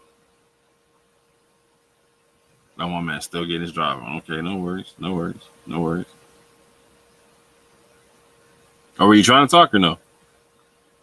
Oh, we got Lemmy coming back. Oh, geez, made a little bit of mistake. I accidentally clicked on the bookmark. I should have made a new tab. Apologies. No worries. So Negi, what are your thoughts on Surah 65:4? So I know you say you don't confirm the Quran like you did with the Bible, etc. And I know you probably deal with the Torah more than the New Testament still. Or the thing is, I'm not going to throw something out if I can find something good in it. So what is that particular? Help me jog my memory. So in 65:4, that's the verse talking about breaking down in divorce. It's talking about women who have been touched, and it says 3 groups of women, right? Talking about like the women who are menopausal, that they have a waiting period. The women who have not menstruated, and the women who are pregnant, they have to wait until the pregnancy is over with, or whatnot, right? And so some people. Here's the good thing. For the most part, you don't. The reason you need rules when it comes to things like this are because there are people out there who will not have that, that instinct of I shouldn't do this. You kind of have to explain to people in plain words, this is something you're not supposed to do. It's like most people would never think of trying to do it with their mom. That's almost like a disgusting thing. You go, who would ever do that? Or like, you see a kid, you go, no, okay, no. That's like your brain does that. It's like most people, but for the few people that aren't normal, who are like abnormal, weird, you gotta create rules for those people. Mm-hmm. So that's basically what the Quran is, it's saying most people would not do this, but this is for, everyone. So it kind of gives everyone the idea, even if you don't feel that instinctively, don't do it. Yeah, and I'll say this, so there's 2 groups of divorcing women, period, in the Quran. There's women who have been touched and women who have not been touched. And for the women who have not been touched, there is no waiting period because there's no potentiality for pregnancy whatsoever. But for the women who've been touched, it specifies that the whole reason why they have a waiting period is so that is because it cannot be concealed what Allah may have created in their wombs, right? So if they're pregnant, they can't conceal it during divorce because a man is obligated to take care of that child and the woman during the pregnancy, etc. And so a 5-year-old, let's say you married a 5-year-old. A 5-year-old cannot produce a child. It's not like you can't show me pubescent 5-year-old. It's not happening. It's not happening. I don't care how you slice it. The way the Quran breaks everything down is for a woman who is of a mature physical state who can produce children. Hence, it gives you the stages of ages. As a matter of fact, let me just do it like this. Hold on, and we can have a good discussion about like how we derive the age of maturity, etc., whatnot. But I'm gonna share my screen right quick one more time. Let me get this presentation popping right quick. Bernie, you there yet or no, brother man? Still on the drive. Got you. Don't worry. He I think he hears. By the way, also look at verses like Surah 18, verse 82. Talks about it's a different word. Ashhud. Yabluga ashhud. Yeah, that's maturity. Yeah, it's another words for maturity, but this time it's more physical independent strength. And in some classical Arabic dictionaries, they and I'm reading this from the article I found. In addition, the uses of this word shudud in the Quran suggest reasonable physical strength, i.e., at least several years into adolescence. And he refers to Surah 18, verse 82, Surah 28, verse 14, which also agrees with most classical Arabic dictionaries, which average about from the age of 17 for the word shuhdud, which also happens to coincide with a significant number of orphans would meet the two conditions for receiving their wealth. Many countries begin to grant extra rights at the age of 16, and many give full rights at 18. So this is fairly close to worldwide practice. This is a small part of the article I'm talking about. I linked it in private chat if anyone wants to check it out. Are you done reading it? Because I'm actually going to share what you were looking at. Are you going to read more? No. You can read. This is from simply a Quran itself. It's technically talking about the misconception that Prophet Muhammad married a 9-year-old girl. In fact, there are some articles that has disputed the age of Aisha. Sorry. Oh yeah, I mean that's in dispute amongst Muslims anyway. I mean, we don't even know the name of his wives. So why are we even believing she has that name, right? So we don't know. I think there are some of my friends think that Bukhari may not have existed, which is interesting. I don't know, but we should take everything they say as a grain of salt. In fact, more. Do you know Brother James Adda? No. Okay. It's a friend of mine, a dear friend of mine. He made a statement about that the Hadith actually was collected and compiled during the 12th century after the siege of Baghdad. That's when things, let's just say, the golden age of Islam began dimming down. You might want to talk to him about this because, let's just say, my memory is not the greatest. But interesting enough, his statement is that the Hadith came actually compiled during the 12th century CE. Yeah, I'm like, so I'll say it like this. I just say it like so. I come from Moors on both sides of my family, right? And so when they went into Spain in 711 AD, Abu Hanifa was 12 years old. Imam Jafar al-Sadiq was 11 years old, and literally, and Malik ibn Anas was born the year that they went into Spain. Right? Have you also heard the name? Real quick. They were in Spain for 70 years before Malik ibn Anas had compiled the first book of Hadith compilation. Right? Supposedly, yeah. Yeah, but so there's no madhab at the time they ride into Spain, and there's no compiled Hadith, right? So what are they, kafirs? That is quite disturbing. Also, during your research of history of this of the Hadith compiling, have you ever come across the name Muhammad al-Yunini? No. Okay, you should look him up a little bit. I think he was the one who firstly compiled the first or at least the first copy, if I remember correctly from my friend's statement, he posted some sources that he was the one who firstly collected the Bukhari and Co. I like to call the Bukhari Hadith collections. Look them up. Yeah, I don't even worry about the Bukhari stuff because, like, so here's my thing, right? Like, so Bukhari's all about Sahih stuff, right? Now it has other stuff in it, right? But I don't even care about Sahih. If it's not Mutawatir, why are you bringing it to me, bro? Like, yeah. Why are we? By the way, we should let's continue the topic. I realize we've gone off topic. I apologize. Yeah, it like Hadith are always on topic with the thing. You know what I'm saying? But like, so quick question. Like, so how do y'all derive the age of marriage? If I would say to me 18 or 19, 17 to 19. How do you come to that? That's what I'm saying. As I stated from the post I read out, there's also more verses that involves it. Okay, then I'm sorry. So what verses in the post? I was doing a couple things while you're reading. Okay, so you didn't hear what I read out, or maybe you? No, not completely. So okay. I'll read it again. So you can. Yeah, what verses did you read out that break down? Surah 18, verse 82, and Surah 28, verse 14. It uses the word shuhdud, which is also another. I got that part. Like, so how do you equate that to 18? 18 to 17. This is a statement. It says that it agrees most classical Arabic dictionaries, which average about from age of 17. From where, it says that. Okay.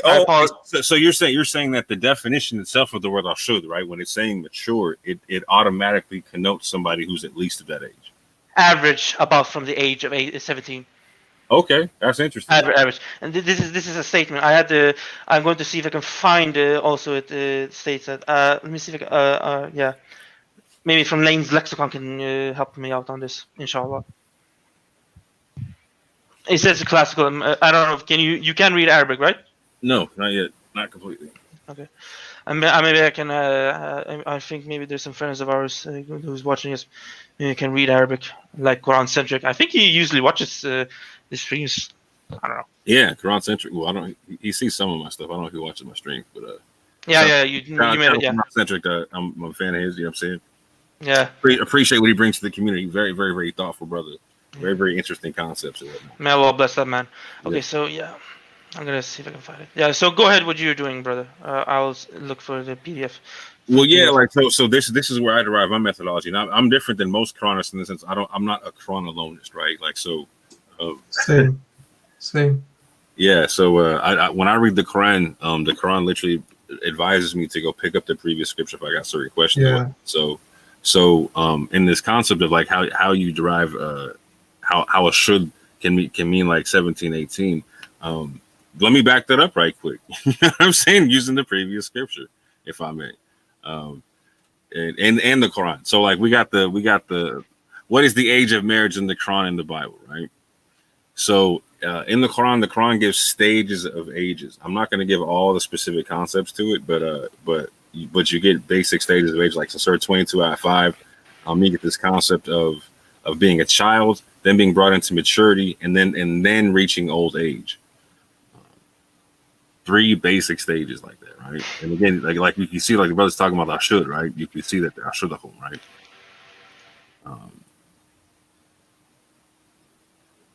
So again, reiteration from the Quran. I always do the reiteration concept. You'll never hear me just do a one-off thing where I say this one verse is the end-all be-all. Why this has to mean this? No, you'll always see me do the reiteration concept.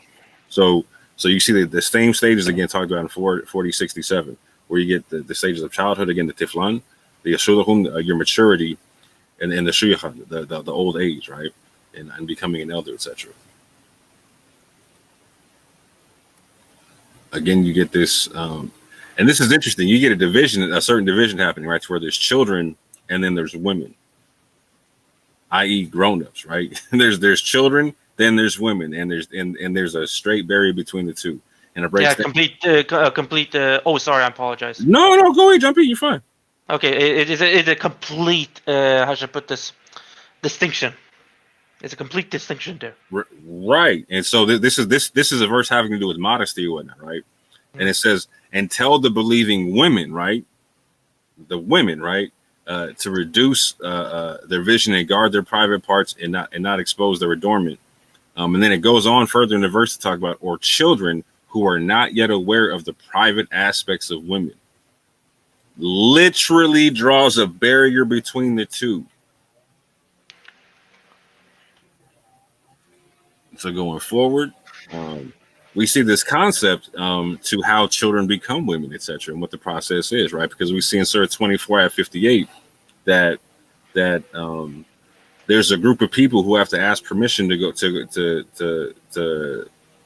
to do salah, whatever you want to say salah is, right? And that these are people who have not yet reached puberty among you, and that there's a specific way. And again, like your man said, lamb means not, never, whatever, no, all them types of things, right? So he's saying when it says you not have menstruated, it means never menstruated, right? And then he also said previously, he said that it means it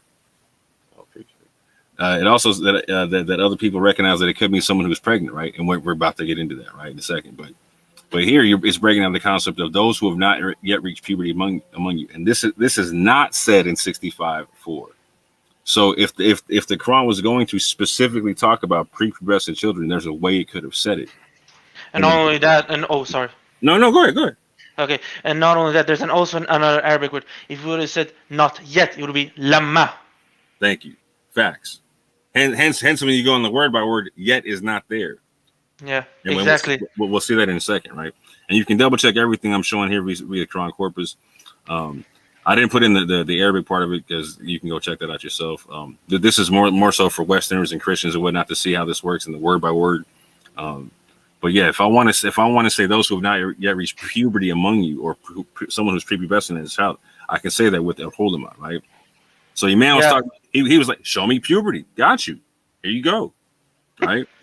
So it says, and here, and this just shows you the stage after being a child is puberty, right?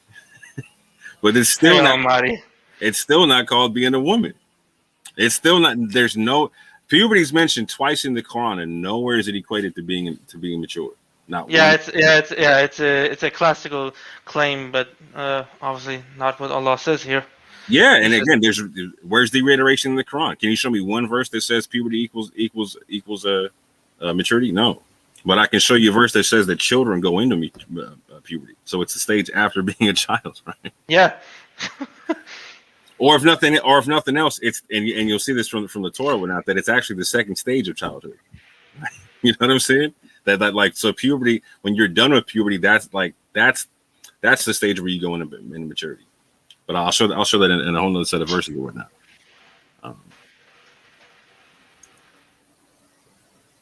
What's interesting though is that in with the concept of ashud, it literally gives you the concept to where there's a beginning and end to maturity, right? So it says like in Surah 46:15, when he reaches maturity and reaches 40 years, right? So it gives you the cap to what maturity is, right? The peak of the maturity is 40 years old. Then you begin to decline into old age or become an elder, whatnot, right? As in this is what I'm talking about, the ashatu. Yeah.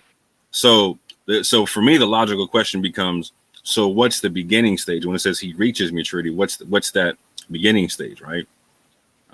So we get the cap at 40, right? So what's the beginning stage? And again, we get this the basic concept, Surah 4:6. And test the orphans until they reach the marriageable age, and that's when you release their property to them. So the Quran literally equates and makes synonymous the age of marriage to the age that the orphans receive their property. So I'm gonna bring one of the verses my man was talking about, Surah 18 in a second. But in Surah 6 and Surah 17, you get this concept to where again when they reach maturity, or the ashud concept, or shudahu, right? That's when they get their property. And again, the same thing is said in 1882, right? The same exact concept. To where these two orphan boys, they don't receive their treasure until they reach maturity. It doesn't say al-hulama. It doesn't say puberty. It says maturity. That's the standard. And it also goes on to say this, though, in Surah 12, ayah 22. And when Joseph reached maturity, we gave him judgment and knowledge. And goes on to specify like him being able to interpret dreams, etc., etc., etc.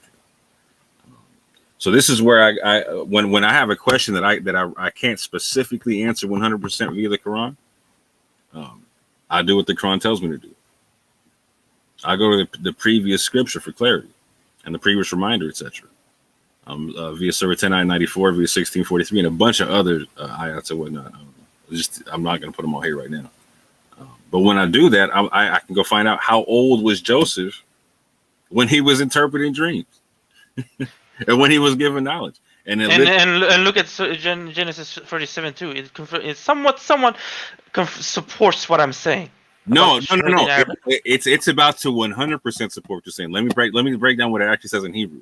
Because so we understand the Quran specifies that it came down in Arabic and it confirmed what was in the previous scripture, specifically in the Torah. Correct.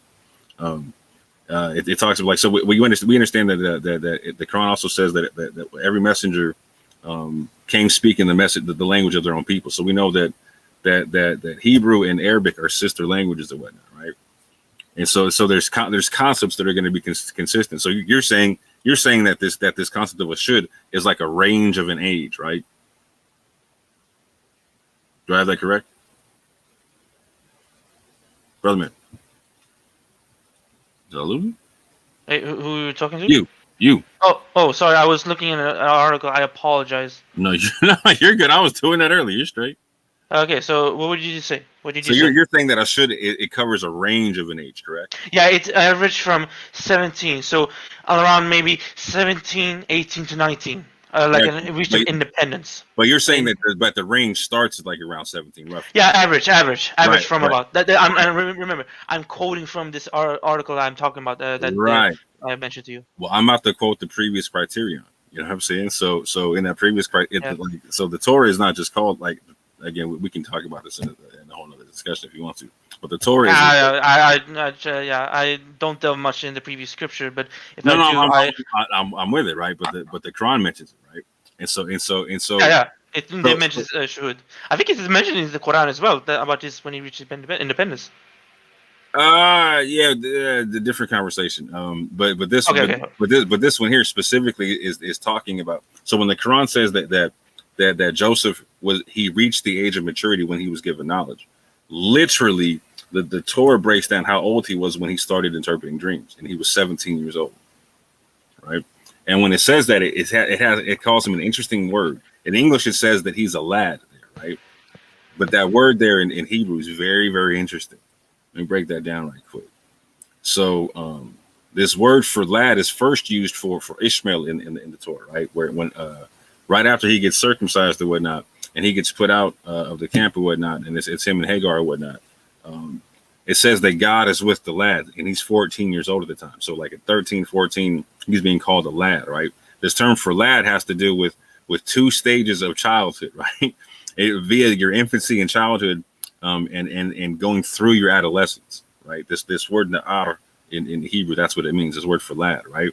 And so at the end of you being in your adolescence or you being a lad, you go into your adulthood or you go into your maturity with that, right?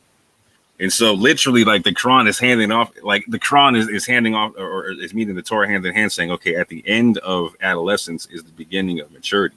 So let me just say it like this. Let me go forward right quick.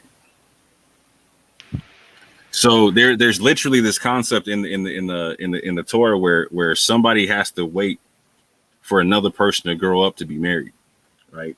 And the father says literally that the person like he wants to wait for his son to be grown, right? He's a boy now, but he wants him to be grown, right?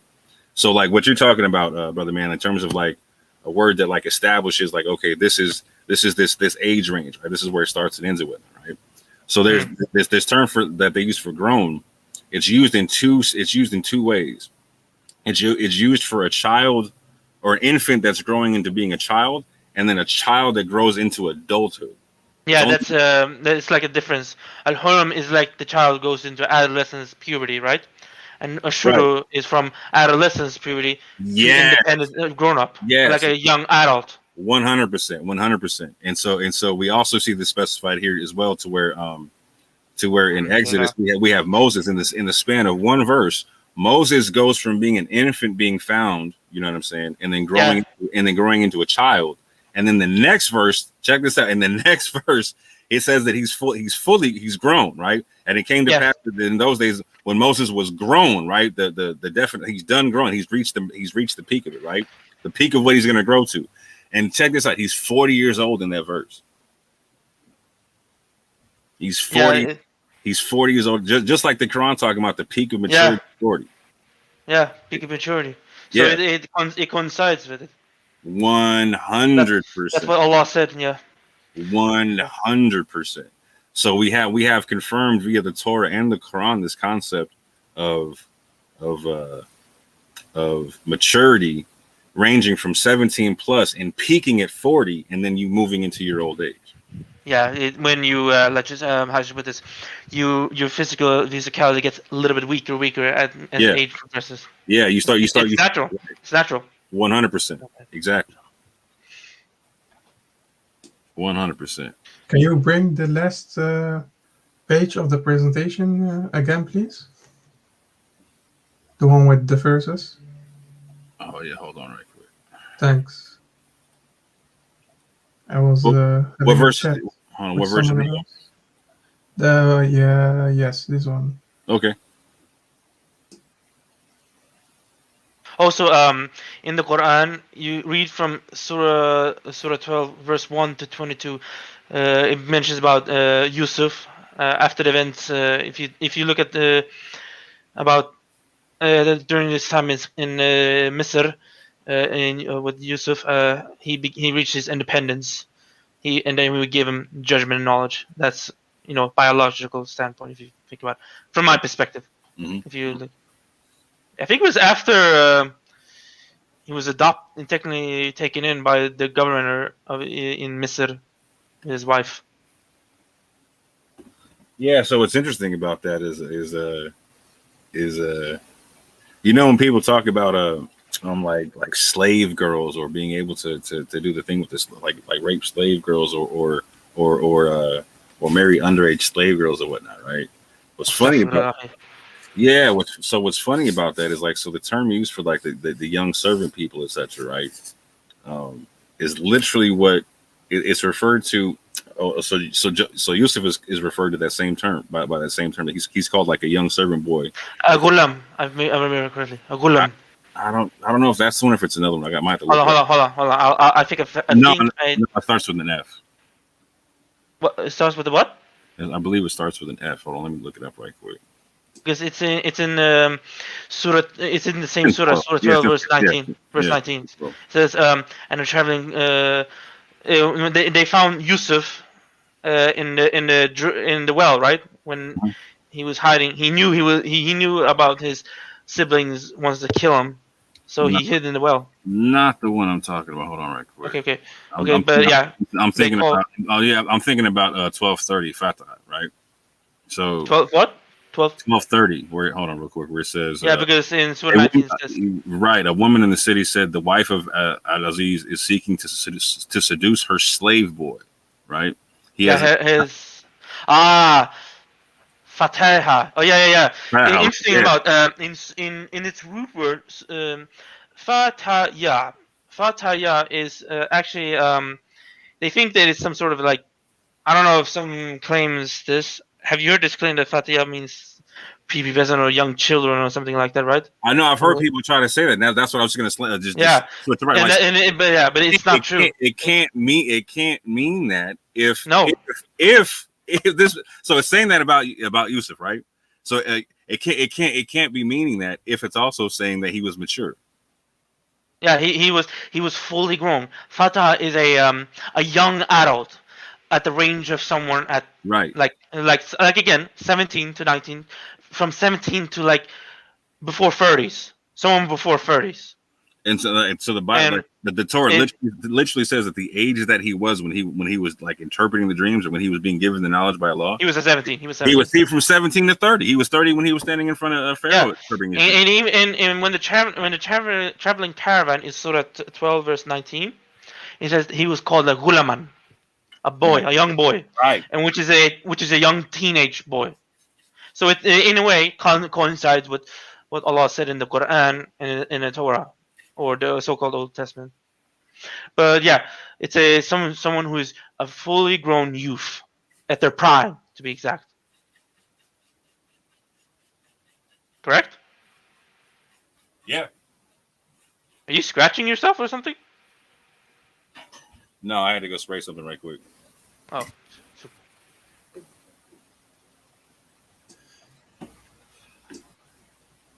But yeah, it's do you need any more verses written down, brother man? For the brother who needed to write some down? Oh, no, thank you. I'm good. It just amazes me how they can twist the context and make their own thing of it. I have nothing to say about it.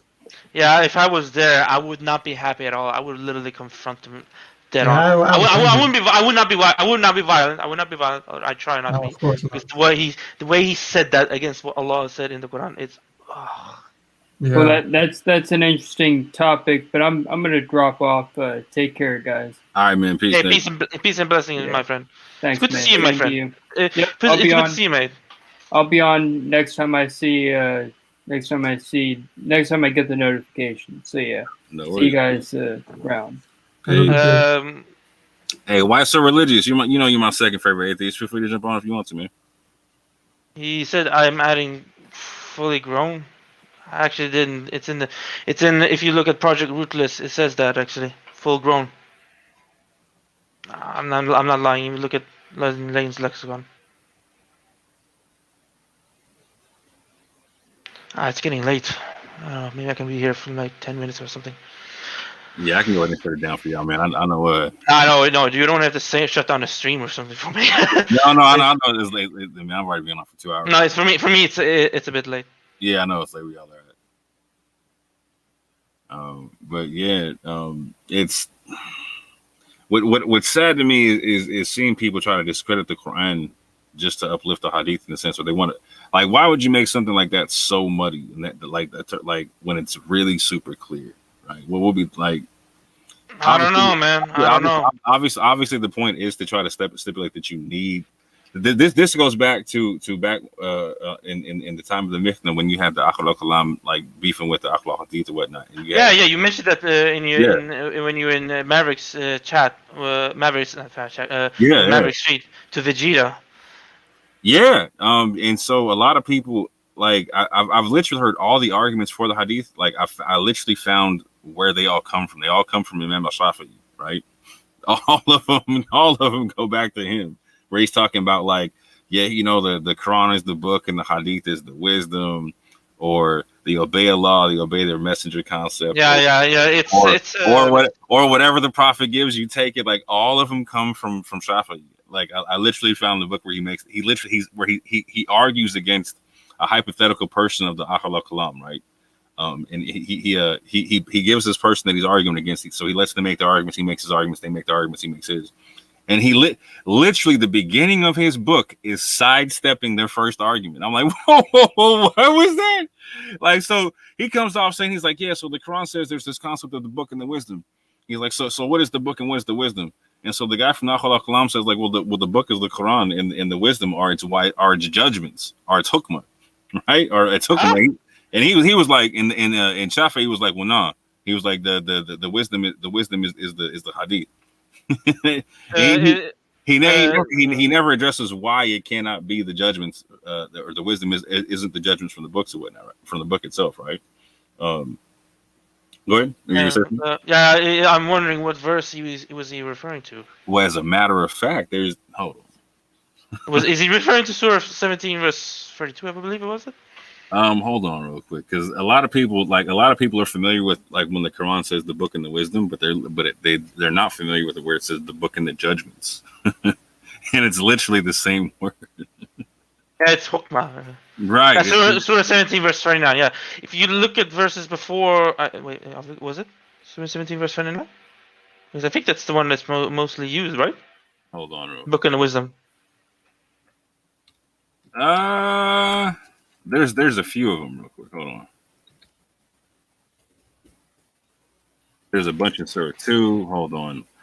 I believe Brother Quran Secretary made an excellent video about this. Yeah, so you'll see it to where like it'll say Wal Hikmata, right? And the Wal Hikmata, yeah. Right, but then you'll see where it says Wal Hukma, right? Or it'll say the law or something, I think. Right. In fact, the judgments. It literally says the judgment. You know in fact, even Allah is called the wise of the wisest one, the Al Hukma Wal of. Yeah, 100%. He got a couple. He got a couple of names based off. You know what I'm saying? Yeah, it's his attributes. Yeah, a couple of attributes. Yeah, 100%. Like he's called the judge. He's called all kinds of stuff. Yeah, all types. Yeah, 100%. The all wise. You know what I'm saying? He got a few. Yeah, 100%. But there's a few times where it's talked about as the book and the judgments versus the book and the wisdom. Hold on. I have a nice text addition there. Yeah, in the middle. I gotta find it. I should have had it off the top. But bottom line is this: is the guy makes the person of the Akhal al-Kalam makes an argument that Shafi'i in his own book doesn't address, and it's a hypothetical person. I'm like, whoa, how you sidestep a hypothetical person in your own book? Like, so he never explains why it's not the book and the judgments, or why the Quran doesn't contain its own judgments, right? Now, what's funny about that is you can go in, like, it made me go into this whole study in the Quran about that term, about wisdom and judgment and whatnot. And you find out in Surah 5, it gets cold with it. Surah 5 says that those who judge other than by what Allah has revealed, right, via the scriptures, it's talking about. Like, so it's Surah 40, 544 all the way through 48. It's talking about like the Torah, the Injil, and the Quran, right? And it says those who do not judge by what Allah has revealed, talking about those books, that they're kafirs, that they're wrongdoers, that they're trouble, that they're the defiantly disobedient. You know what I'm saying? And I think there are some people who would try to use sort of 4 verse 25 to claim child marriage is allowed because of fatah. If I remember correctly. I'm about to check out your video. All right. Yeah, he claims sort of 4 verse 25 allows married girls because of, I think he uses corpus Quran as well. You can't, not if you use fatah. That's what I'm saying, bro. Like, so if you like, I already told you, and he says I'm gonna do this for you. Why so religious? I'm gonna go check out your channel right quick and see if I can find the video. Hold on. We're gonna do it in real time. Yeah, I would be. Although I have a feeling it's going to be argumentative soon because of this. Oh no, man. Me and Watson always go back and forth, man. It's my G. He's straight. Yeah. Let's just say my experience with atheists online is not positive. Hey, man. See with me. So I was an atheist at one point in time, right? Like, so I actually don't mind meeting them where they're at on certain things. Like, so hold on. Yeah, let's see if we can see what this is about. Yeah, hold on. I think I found that joint. Okay. Let's do it like this. If this ain't, I'll just try to copy. In fact, if you look at Lane's lexicon, look at Project Lookless, and look at Lane's lexicon, you can see what I'm talking about. Hold on real quick. 4:25 of the Quran. And whoever among you cannot the means to marry free believing women, then from those whom your right hand possesses of believing slave girls. Marry whom? As you see on the left, this is the word for word breakdown. And on the bottom is a scroll of a translation for girl to Arabic. And it's fata. As you see at 4:25:15, fata is at the beginning of the word. And you can actually see the Arabic in fata at the start of it. All right, so the Quran does allow child marriage. Thank you. Okay, we're gonna do this. I don't know how he got this. No, it's cool. I'm not mad at him, bro. Like it is what it is. Like so, we're gonna do the super simple, my G. Like so, again, where we were just at, right? We're gonna go to Surah 12 in and of itself, right? Go to Ayah 30, right? Hey, we're gonna show this is not gonna look good for him. And so I'm sorry if I sound arrogant. Just no worries. We're doing it in the word by word too, brother man. So you see what it is. And women in the city. This is talking about Yosef, right? Or Yosef, right? Yes, Yusuf. It's talking about Yusuf. Yeah. And women in the city said the wife of El-Aziz is seeking to seduce her slave boy. He has impassioned her with love. Indeed, we see her in clear error, right? And so it specifies here in the word by word that slave boy is Fatah, right? So again, this concept he's like saying it's Fatah. No, okay, got you. But now when I go, I think is it 111 or 112? Was I just at? Let me go look at my own joint right quick. Fatah? No, hold on. Where he's called mature. Hold on. Where he was called in reach independence, like. Yeah, hold on, give me 2 seconds. 1222, right? Literally 8 verses prior to this one, right? He's called mature. Yep. It's right there. So in other words, a Fataha is not like a young girl, whatever. It's someone who has youthful prime. Someone who has a young man or one at its prime of life. Yeah, that's what youthful prime, young man in their full vigor, kind of a concept. Look at Lane's lexicon. You can look at it. So here we go. Right, he's called this in 1222, and when he reached his maturity, Ashudahu. This is a verses prior to him. Yeah, he says right now. He says Fata is youth. The triliteral uses changes the gender. Yeah, it's in the end Fataha. Is a pronoun. There's a pronoun ha. It's feminine singular. It's referring to the wife of Al-Aziz. Unless is he referring to the verse 1230? Oh, now he's talking about 44, 41 or 40. No. That's Bernie B. That's Bernie B. I think he's talking to. They got a side thing. Okay, I got it. Whole side thing popping up. So watch the videos. Is your son awake? You got time to jump on, brother man?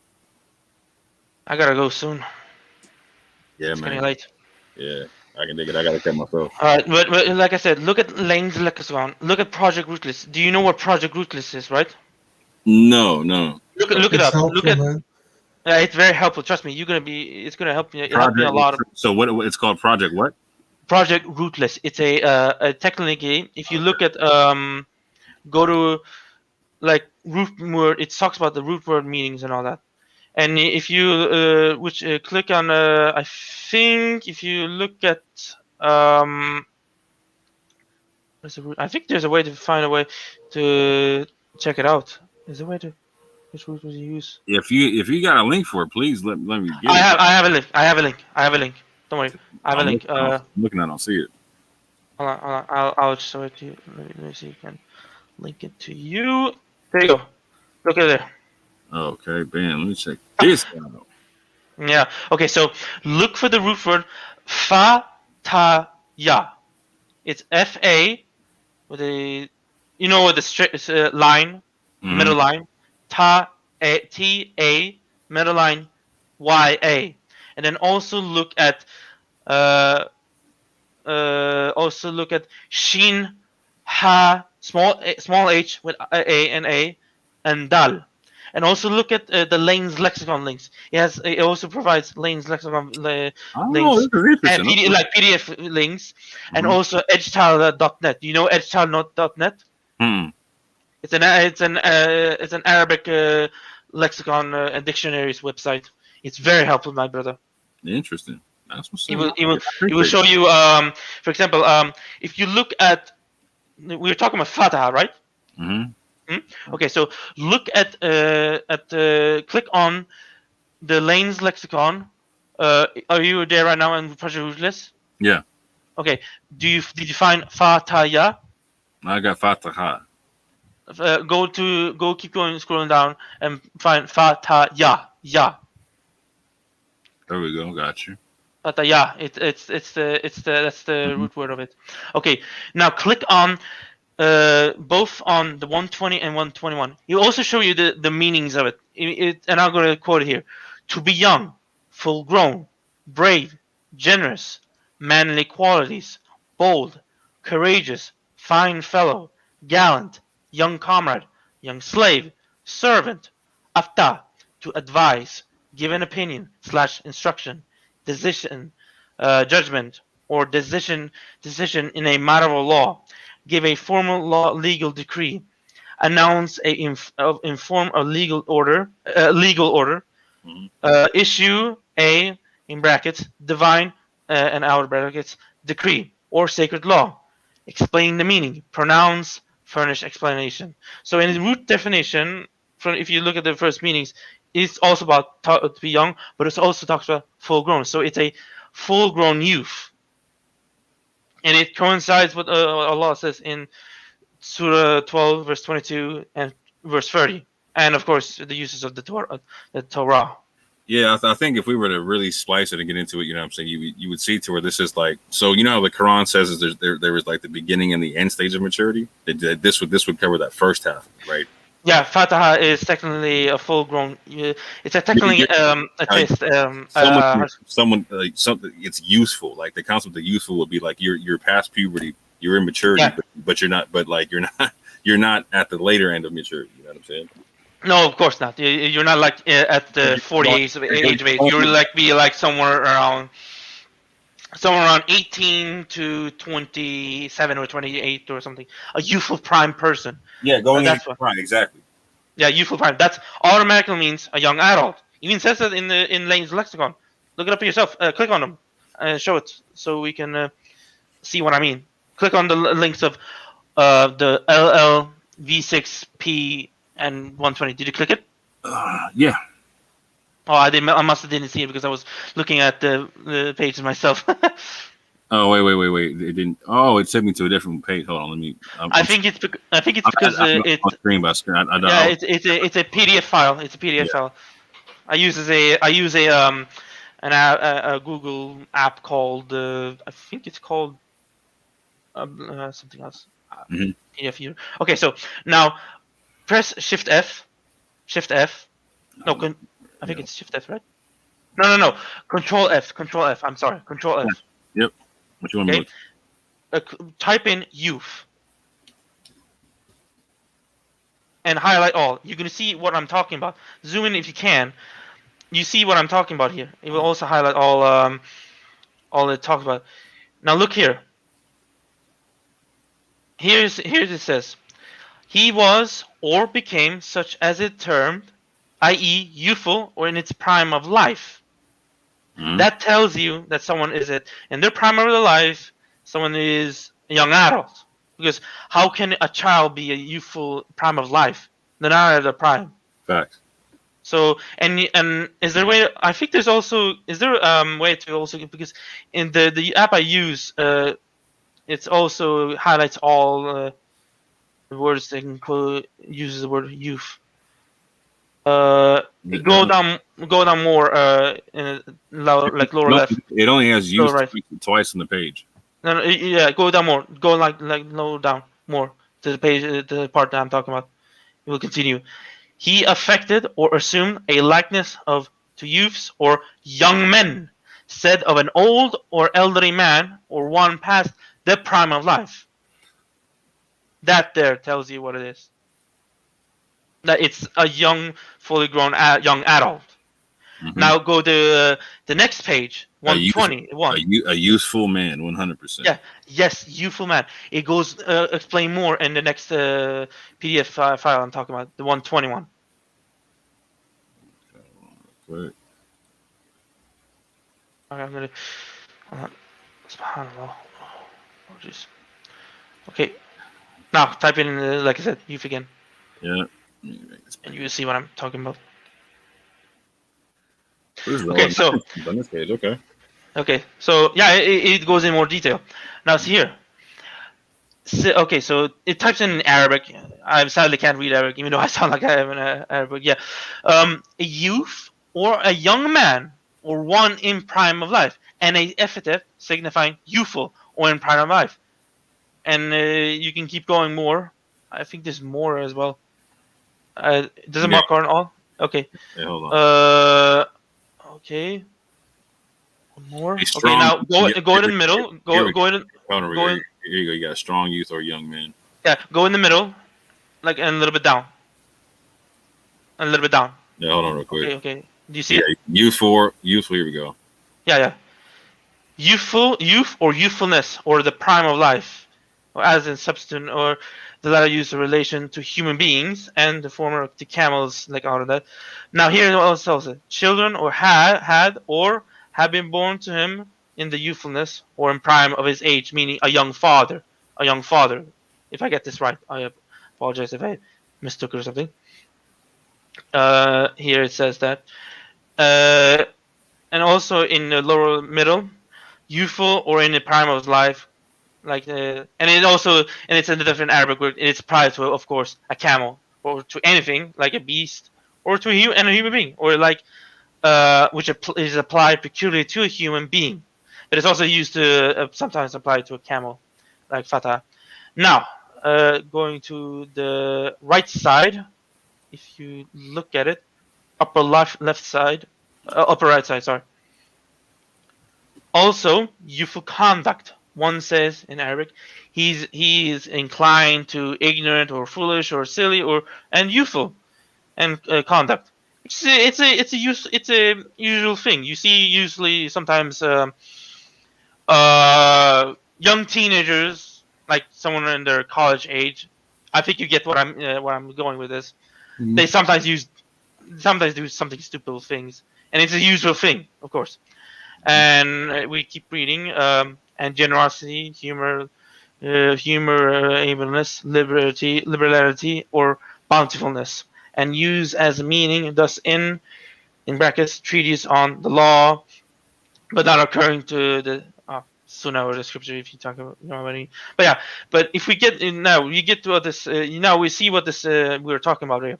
In lexicons like Lane's lexicons or dictionaries, Lane's it specifically says fatah is someone who's at youthful prime, so it's a fully grown young adult. Yes, sir. Hey, Adriana. Salam, bonita. Good to see you. Yeah, peace and blessings, sis. I like this woman. She's a nice person. Mm-hmm. I seen her in the comment section of Quran Centric. I like her. She's a nice lady. I sadly haven't speak to her personally. I see why so religious trying to take the piss out of Sam Garrett's translation. Yeah, I don't understand why he's going with after Sam Garrett's. What does Sam Garrett's translation has anything to do with this?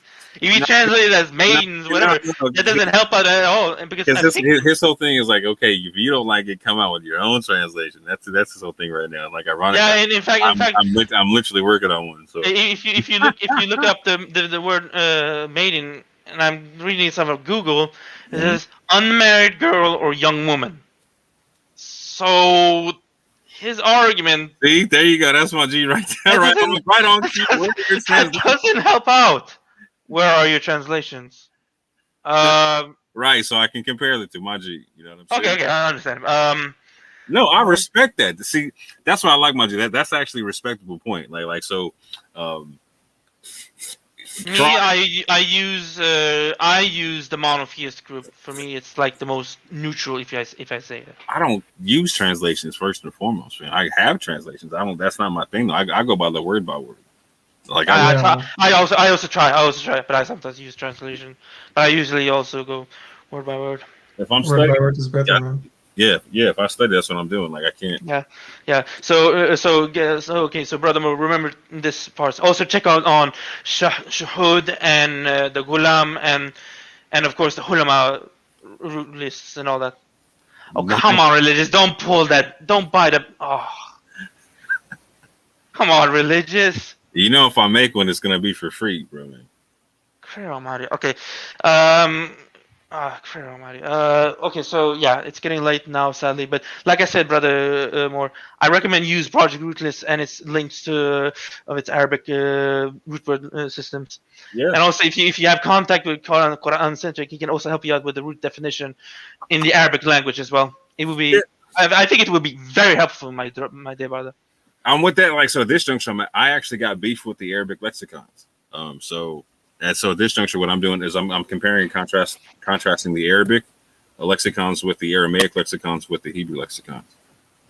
Because I think there's a lot of things that got put into the Arabic lexicons that were put in by the Hadithists themselves. There's very strong to compare the two languages. Yeah, because I'm sorry. Go ahead. Please go ahead.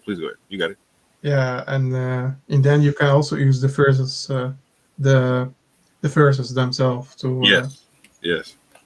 Yeah, we should watch out for the dictionaries and not just follow them blindly as well. Exactly, because there's certain words like, so for instance, there's a word like in Surah 39:46 that Aphulma, right? Or excuse me, Allahumma, right? They translate it as Ya or as "Oh God" or "Oh Allah," but like Yahweh. No, that would be Ya Allah, right? Like you hear people say Ya Allah all day, right? You know. Okay. So like these, so it's not Oh Allah, it's Allahumma. When I look at that verse and I look at it in comparison to Genesis 1:1, it's saying the same thing as Genesis 1:1 is like the Elohim created the heavens and the earth, right? So even what verse is that? Hold on, real quick. Let me go pull it up from the Quran right quick. So I gotta go, guys. I gotta go, dear brothers. It was so great to have you to be in this live stream. Hopefully, inshallah, this live stream will not go hectic. And yeah. No, this is gonna be my last point. That I'm gonna jump off to my, you know, what I'm saying, brother man. Oh, okay. Yeah. Salam alaikum. Yeah, wa alaikum salam. So it says say. Yeah, this is the word board. Oh Allah, right? Creator of the heavens and the earth, knower of the unseen and the witnessed, right? So when it says "Oh Allah," this term Allahumma is used 5 times in the Quran. Wait, right? Can you give me the first numbers, because I haven't studied this? Okay, so the first one is 39:46, and this is the first one to really look at, right? Wait, let me write it. Can you write them down in the chat, please? Yeah, hold on. Let me put. As a matter of fact, I will actually put it up in the video, right? Hold on. Yeah, better, because I have that question as well. Bereshit bara Elohim. Mm-hmm. Yeah, and it's plural, and I wonder why the Arabs say it's the plural of majesty or something. But yeah, it can also mean that someone was with God creating. Let me do it like this. All right.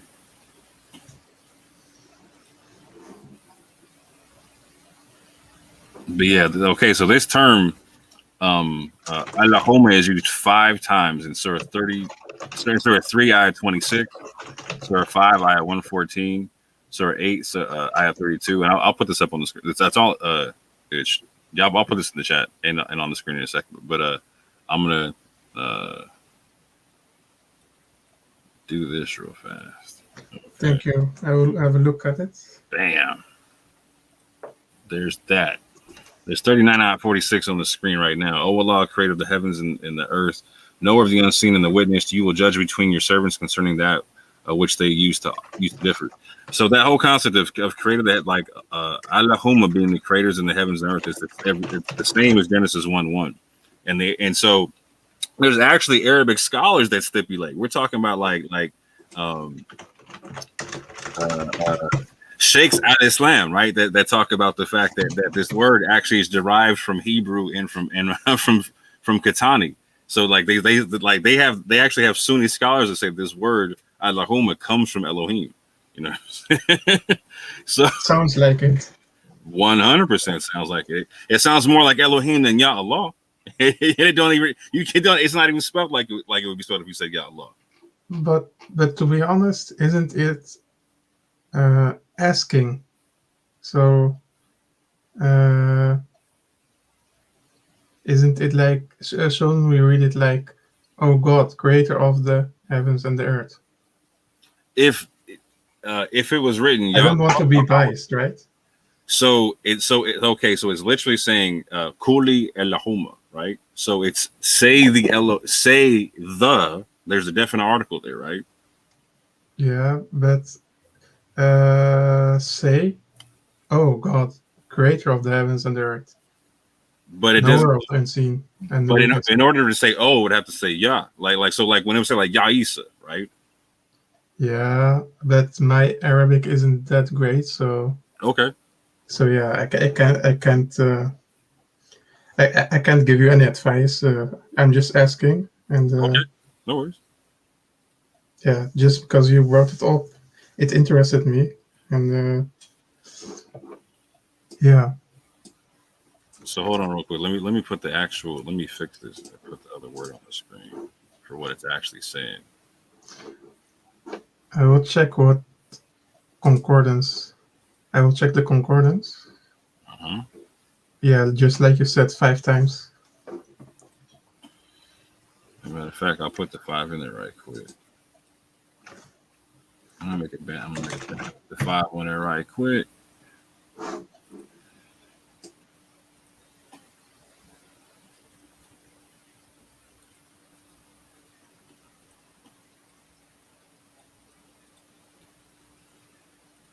Sorry for this, family. Taking a little bit of time. So I get Sir 326, 5 114.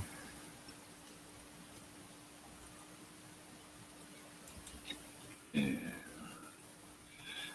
832. And again, so this is I'm not putting the Arabic in, I'm putting the Romanized aspect of it so you can just read it. So again, it's not Ya Allah, or it's not O something. When they say when O in Arabic is Ya, when they say it, right?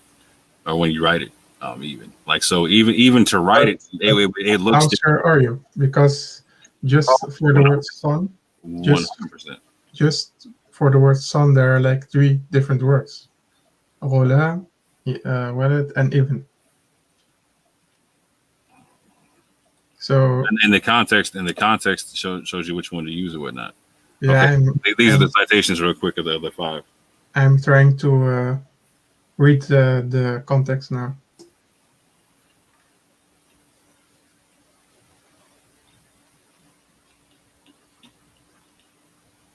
So in Arabic, you don't say "oh" with the definite article "the." That's first and foremost, right? Like the word is a definite article. So if I let me see if I can show something that says "oh" something, because it's consistent in the Quran. When you say "oh" something, you say "ya" something, like "ya."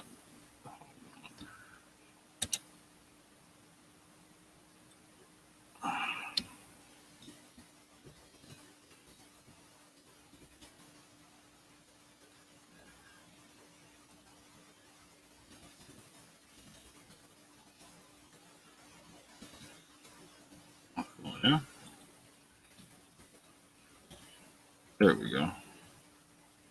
Like so, for instance, in Surah 3, ayat 55. 55, okay.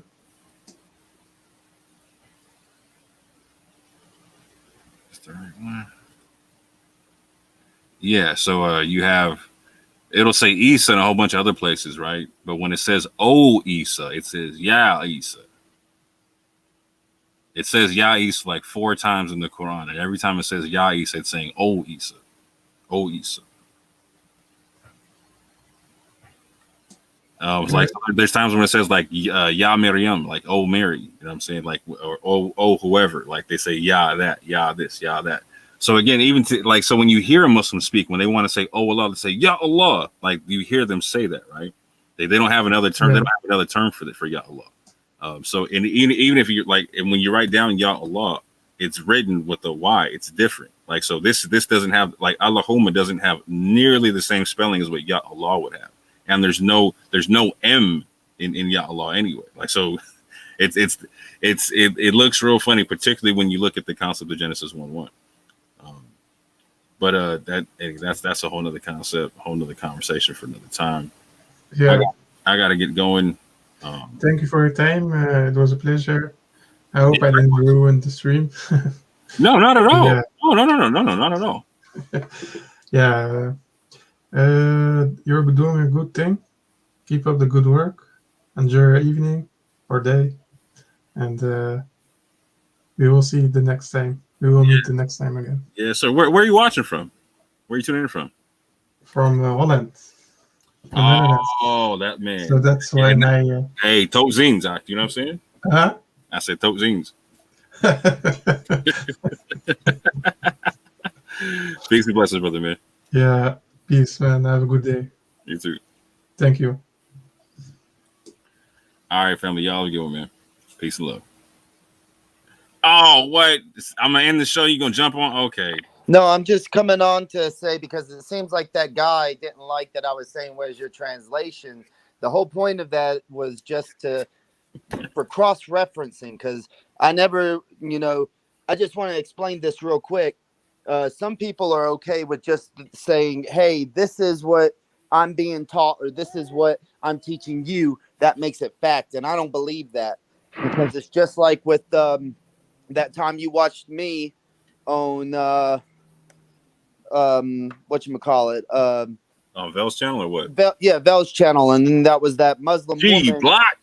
That Muslim woman, she was on there, and then she says, no, here, let me get my brother to explain it to you. And then he quotes it, and then he reads the same thing, and I say, okay. Right. And then he gives me the meaning, and I said, okay, here's the thing, though. I can only take your word for allegedly that one verse, right? And then I don't know how you came to it or anything. And that's why I have that's why I use Sam Garens as the Quranite, the Quranist that I like to use because he actually did his own translation, and he gives footnotes and references of why he chose the words that he chose, when as opposed to a person who just says online, no, this is it. You know what I mean? Like, right. This is it. And it's just like whenever you finish yours, I'm gonna get yours, and I'm gonna read it and cross-reference it to his, because y'all would be the only two Quranist translations that I know about. You know what I mean? There's the Rashad Khalifa version. He has a translation out. Let's see. Ida Buxel has a translation. Well, the point that I'm saying is he's the only one that I've come across as a Quranist, right, that has done his translation. And because there's not many Quranists out there by comparison, and you can read inside of most of the Qurans that are with Hadithist Quranists or Quran people, they have a narrative that they always push, and that was the thing with Sabeda that day. Was the woman's name? Was I said? I remember she was like, "Well, shout out to Sabeda and Waleed." You know what I'm saying? Go ahead. I said, so the whole argument was, you're trying to get your brother on here to tell me what it really means. Yet every translation that I have is saying that it's the Sunni narrative, and they're given hadiths to back, and they're given tafsirs that you follow. Right. But you don't, and that's what I told her. If you remember, I said, your problem isn't with me, it's with what your ummah is teaching the ummah. Right. Yeah. You know what I'm saying? Like, yeah, they kind of beef with their own ulama sometimes. Like so with Zubaydah and Waleed, they try to be like freestyle Sunnis. You know what I'm saying? Like they'll tell you they're Sunni, but they won't tell you like I rock with this Aqidah, I rock with this school of jurisprudence, I rock with this scholar. You know what I'm saying? They keep real freestyle and whatnot. So when you like to go to the ulama and whatnot, right? You'll be like, okay, 70% of Sunnis believe this.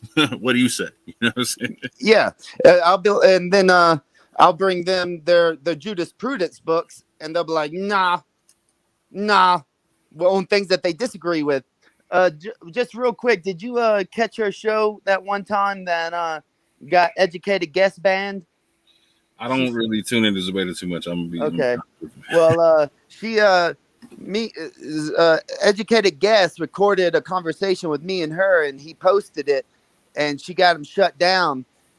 She said, and this is what got me on there. The person was talking about killing homosexuals in an Islamic state, right? And she said, well, that's nowhere in the Quran. And if you know anything about Islam, we would only have law in that land that's from the Quran, was her words. So naturally, I was like, oh, wait, she didn't say hadiths. So I got on there. And then eventually she said, okay, well, yes, Quran and hadith. I said, then if you follow hadith, then you would be killing homosexuals, right? That's what Muhammad said to do, right? And she's like, I don't believe that. I said, uh-oh, here we go. Let's read the chat for a little bit. But I just thought that was funny. No, I just want to get on here and real quick. I was waiting for my son to wake up from his nap. He was asleep. But yeah, I just wanted. How's your boy doing anyway? You know what I'm saying? Peeing, pooping, crying, eating. So I guess pretty good. But yeah, that's a good thing. That's what's up. Yeah, I just wanted to give the reason of why I use that. Well, where's your translation? Because even like he tried to use the lexicon, and even you have beef with the lexicon. The lexicons are only a new invention. You know what I'm saying? Like that 100%. That doesn't go back to like the way that, let's say, the methodology that Sam Garens tries to use, where he just every time the word is used, he tries to use it in context of when it was used and how many times, as opposed to just a lexicon being like, well, they used to use it for this reason, or now it's become this reason, but. Yeah. And see that. And okay. So with these with Judaism, Christianity, and Islam, you have Hebrew, Aramaic, and Arabic, and you got Greek and all that type of stuff as well. Because there is Greek in the Quran. I don't care. There is some Greek in the Quran. Get comfortable with that. But like you have a word that changes from one place to the next, right? Like so, Salah is in Hebrew, right? But it doesn't mean the same thing in Hebrew as it does in Aramaic. In Aramaic, it actually picks up a figurative meaning it doesn't have in Hebrew, right? In Arabic, they make it the full figurative meaning, right? So the question is like, is that what it actually means, or does it actually have more than that one meaning in Arabic?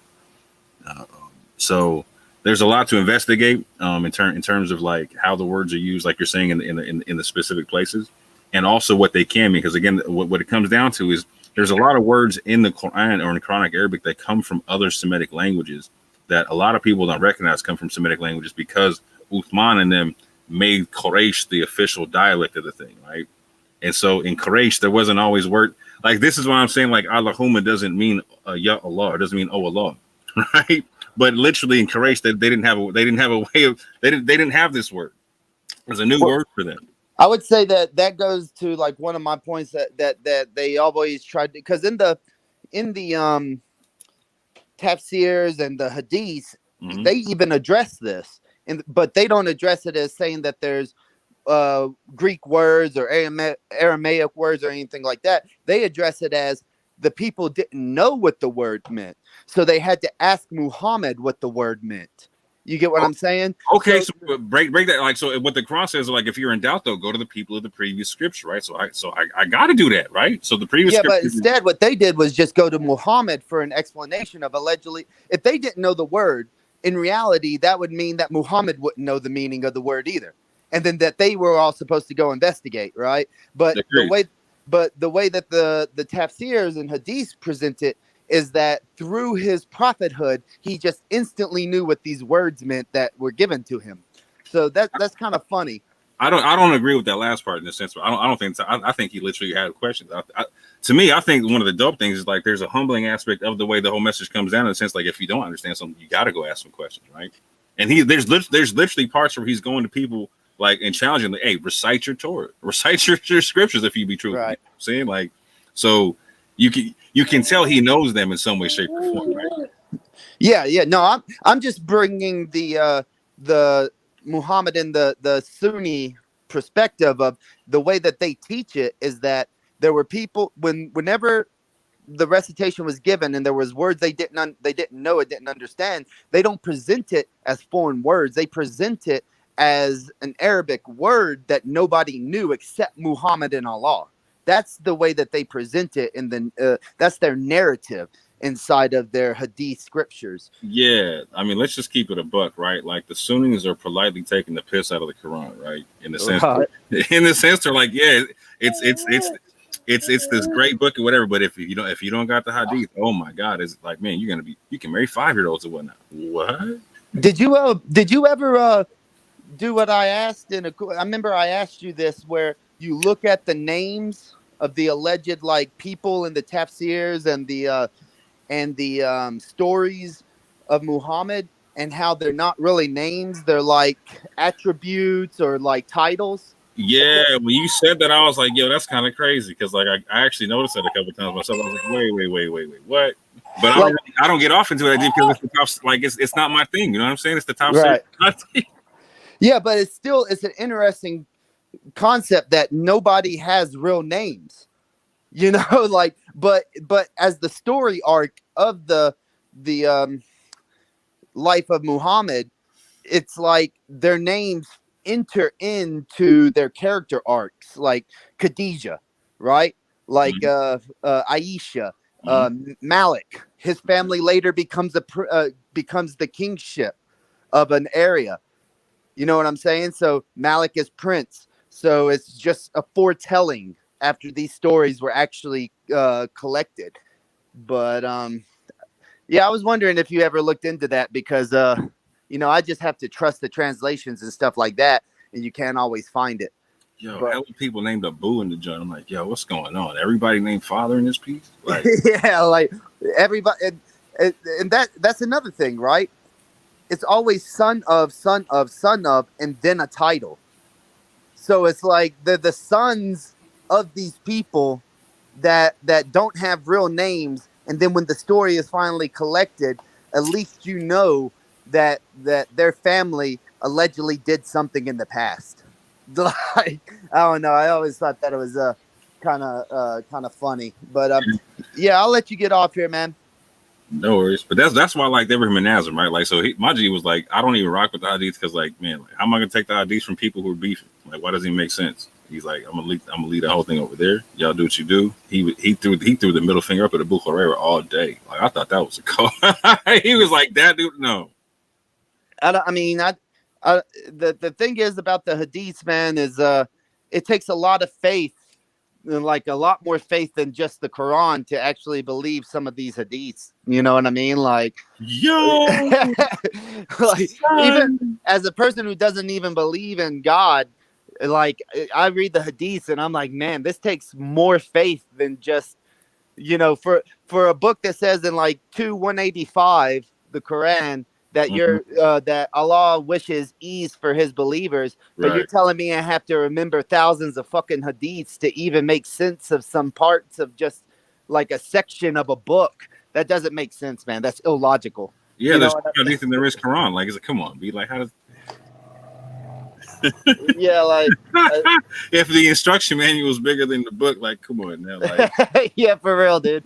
Like, and if it takes 23 years to assemble to receive the revelations, and then it takes 200 years to receive and collect the narrations, man, that's not very easy at all, bro. Allah must have missed. Allah has a totally different concept of what's easy for humans as opposed to him, I guess. You know what I mean?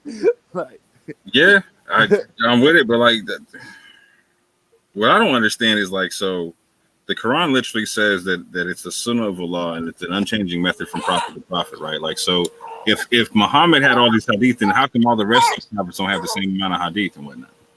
Like, what's the hadith of Moses and whatnot? What's the hadith of Jesus? What's the hadith of Abraham? What's the hadith of Noah? Like, so I thought of this, and maybe you could because Maverick, and I'm keeping you on here, but yesterday I was listening to Maverick X, and he said something like that Islam wasn't presented to Abraham. That's interesting. Now, I'm not trying to misquote him or anything. That's just what I took from it. It was like right before the show ended, I believe. But I was reading. Could you pull up 317? Because this is something that I've always thought about. how did they get the Jews and the Christians, right? And because 317 says that, and Maverick X is correct that that Islam was never brought to Abraham. Allah says in 317 that that Islam is the truest religion, right? Wait, where is it? Was it that one? Go 319.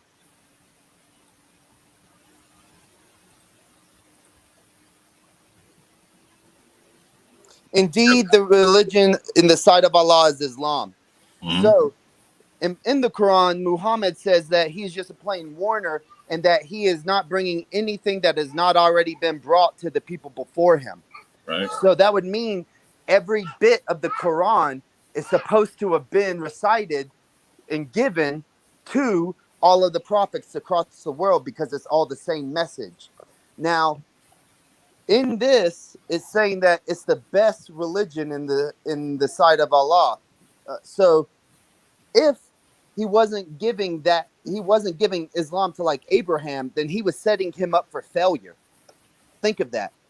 That he was giving him not the best religion. He wasn't giving the people that he sent the prophethood before the religion in the sight of Allah. So what was he sending them? So this is what I know about Maverick, and shout out to Machi Maverick. He is 1,000,000% specific, and he uses specific contexts in what he says, right? So when he says Islam in this context, I didn't hear what he was saying.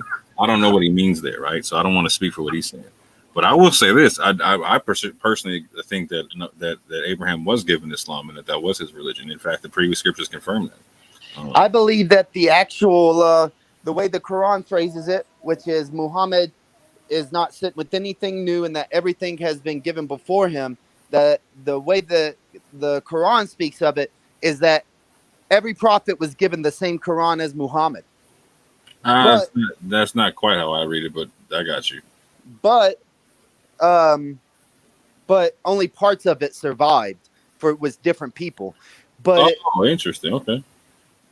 And that's the reason you wouldn't have that. Like that would also explain like why like Muhammad being the praised one has made it into various scriptures about people being the praised ones. You get what I'm saying? The actual the context of the word Muhammad, because if you don't use it as a name, and use it as a title, then those scriptures actually still work throughout time. Do you get what I mean? Because even if it was Abraham and he recited that verse with Muhammad, which we use as a name now, back then it would have been the praised one, which could still be him because he was the one who was being praised with revelation at the time. Think of that. No, I hear what you're saying. But I also think it's possible that he could be in all those scriptures and it not all be the same Quran that he had, because there's certain aspects of the Quran that wouldn't make sense in a previous scripture, right? Like when it's talking about like Romans falling and it gives a certain amount of time, etc. That wouldn't make sense in like the Bhagavad Gita, you know what I'm saying? Or the Rig Vedas or something like that, right?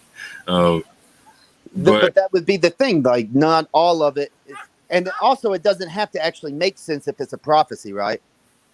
Like it would have to. No, it would have to make sense in some way, shape. Like so, if I'm a people getting a book, right?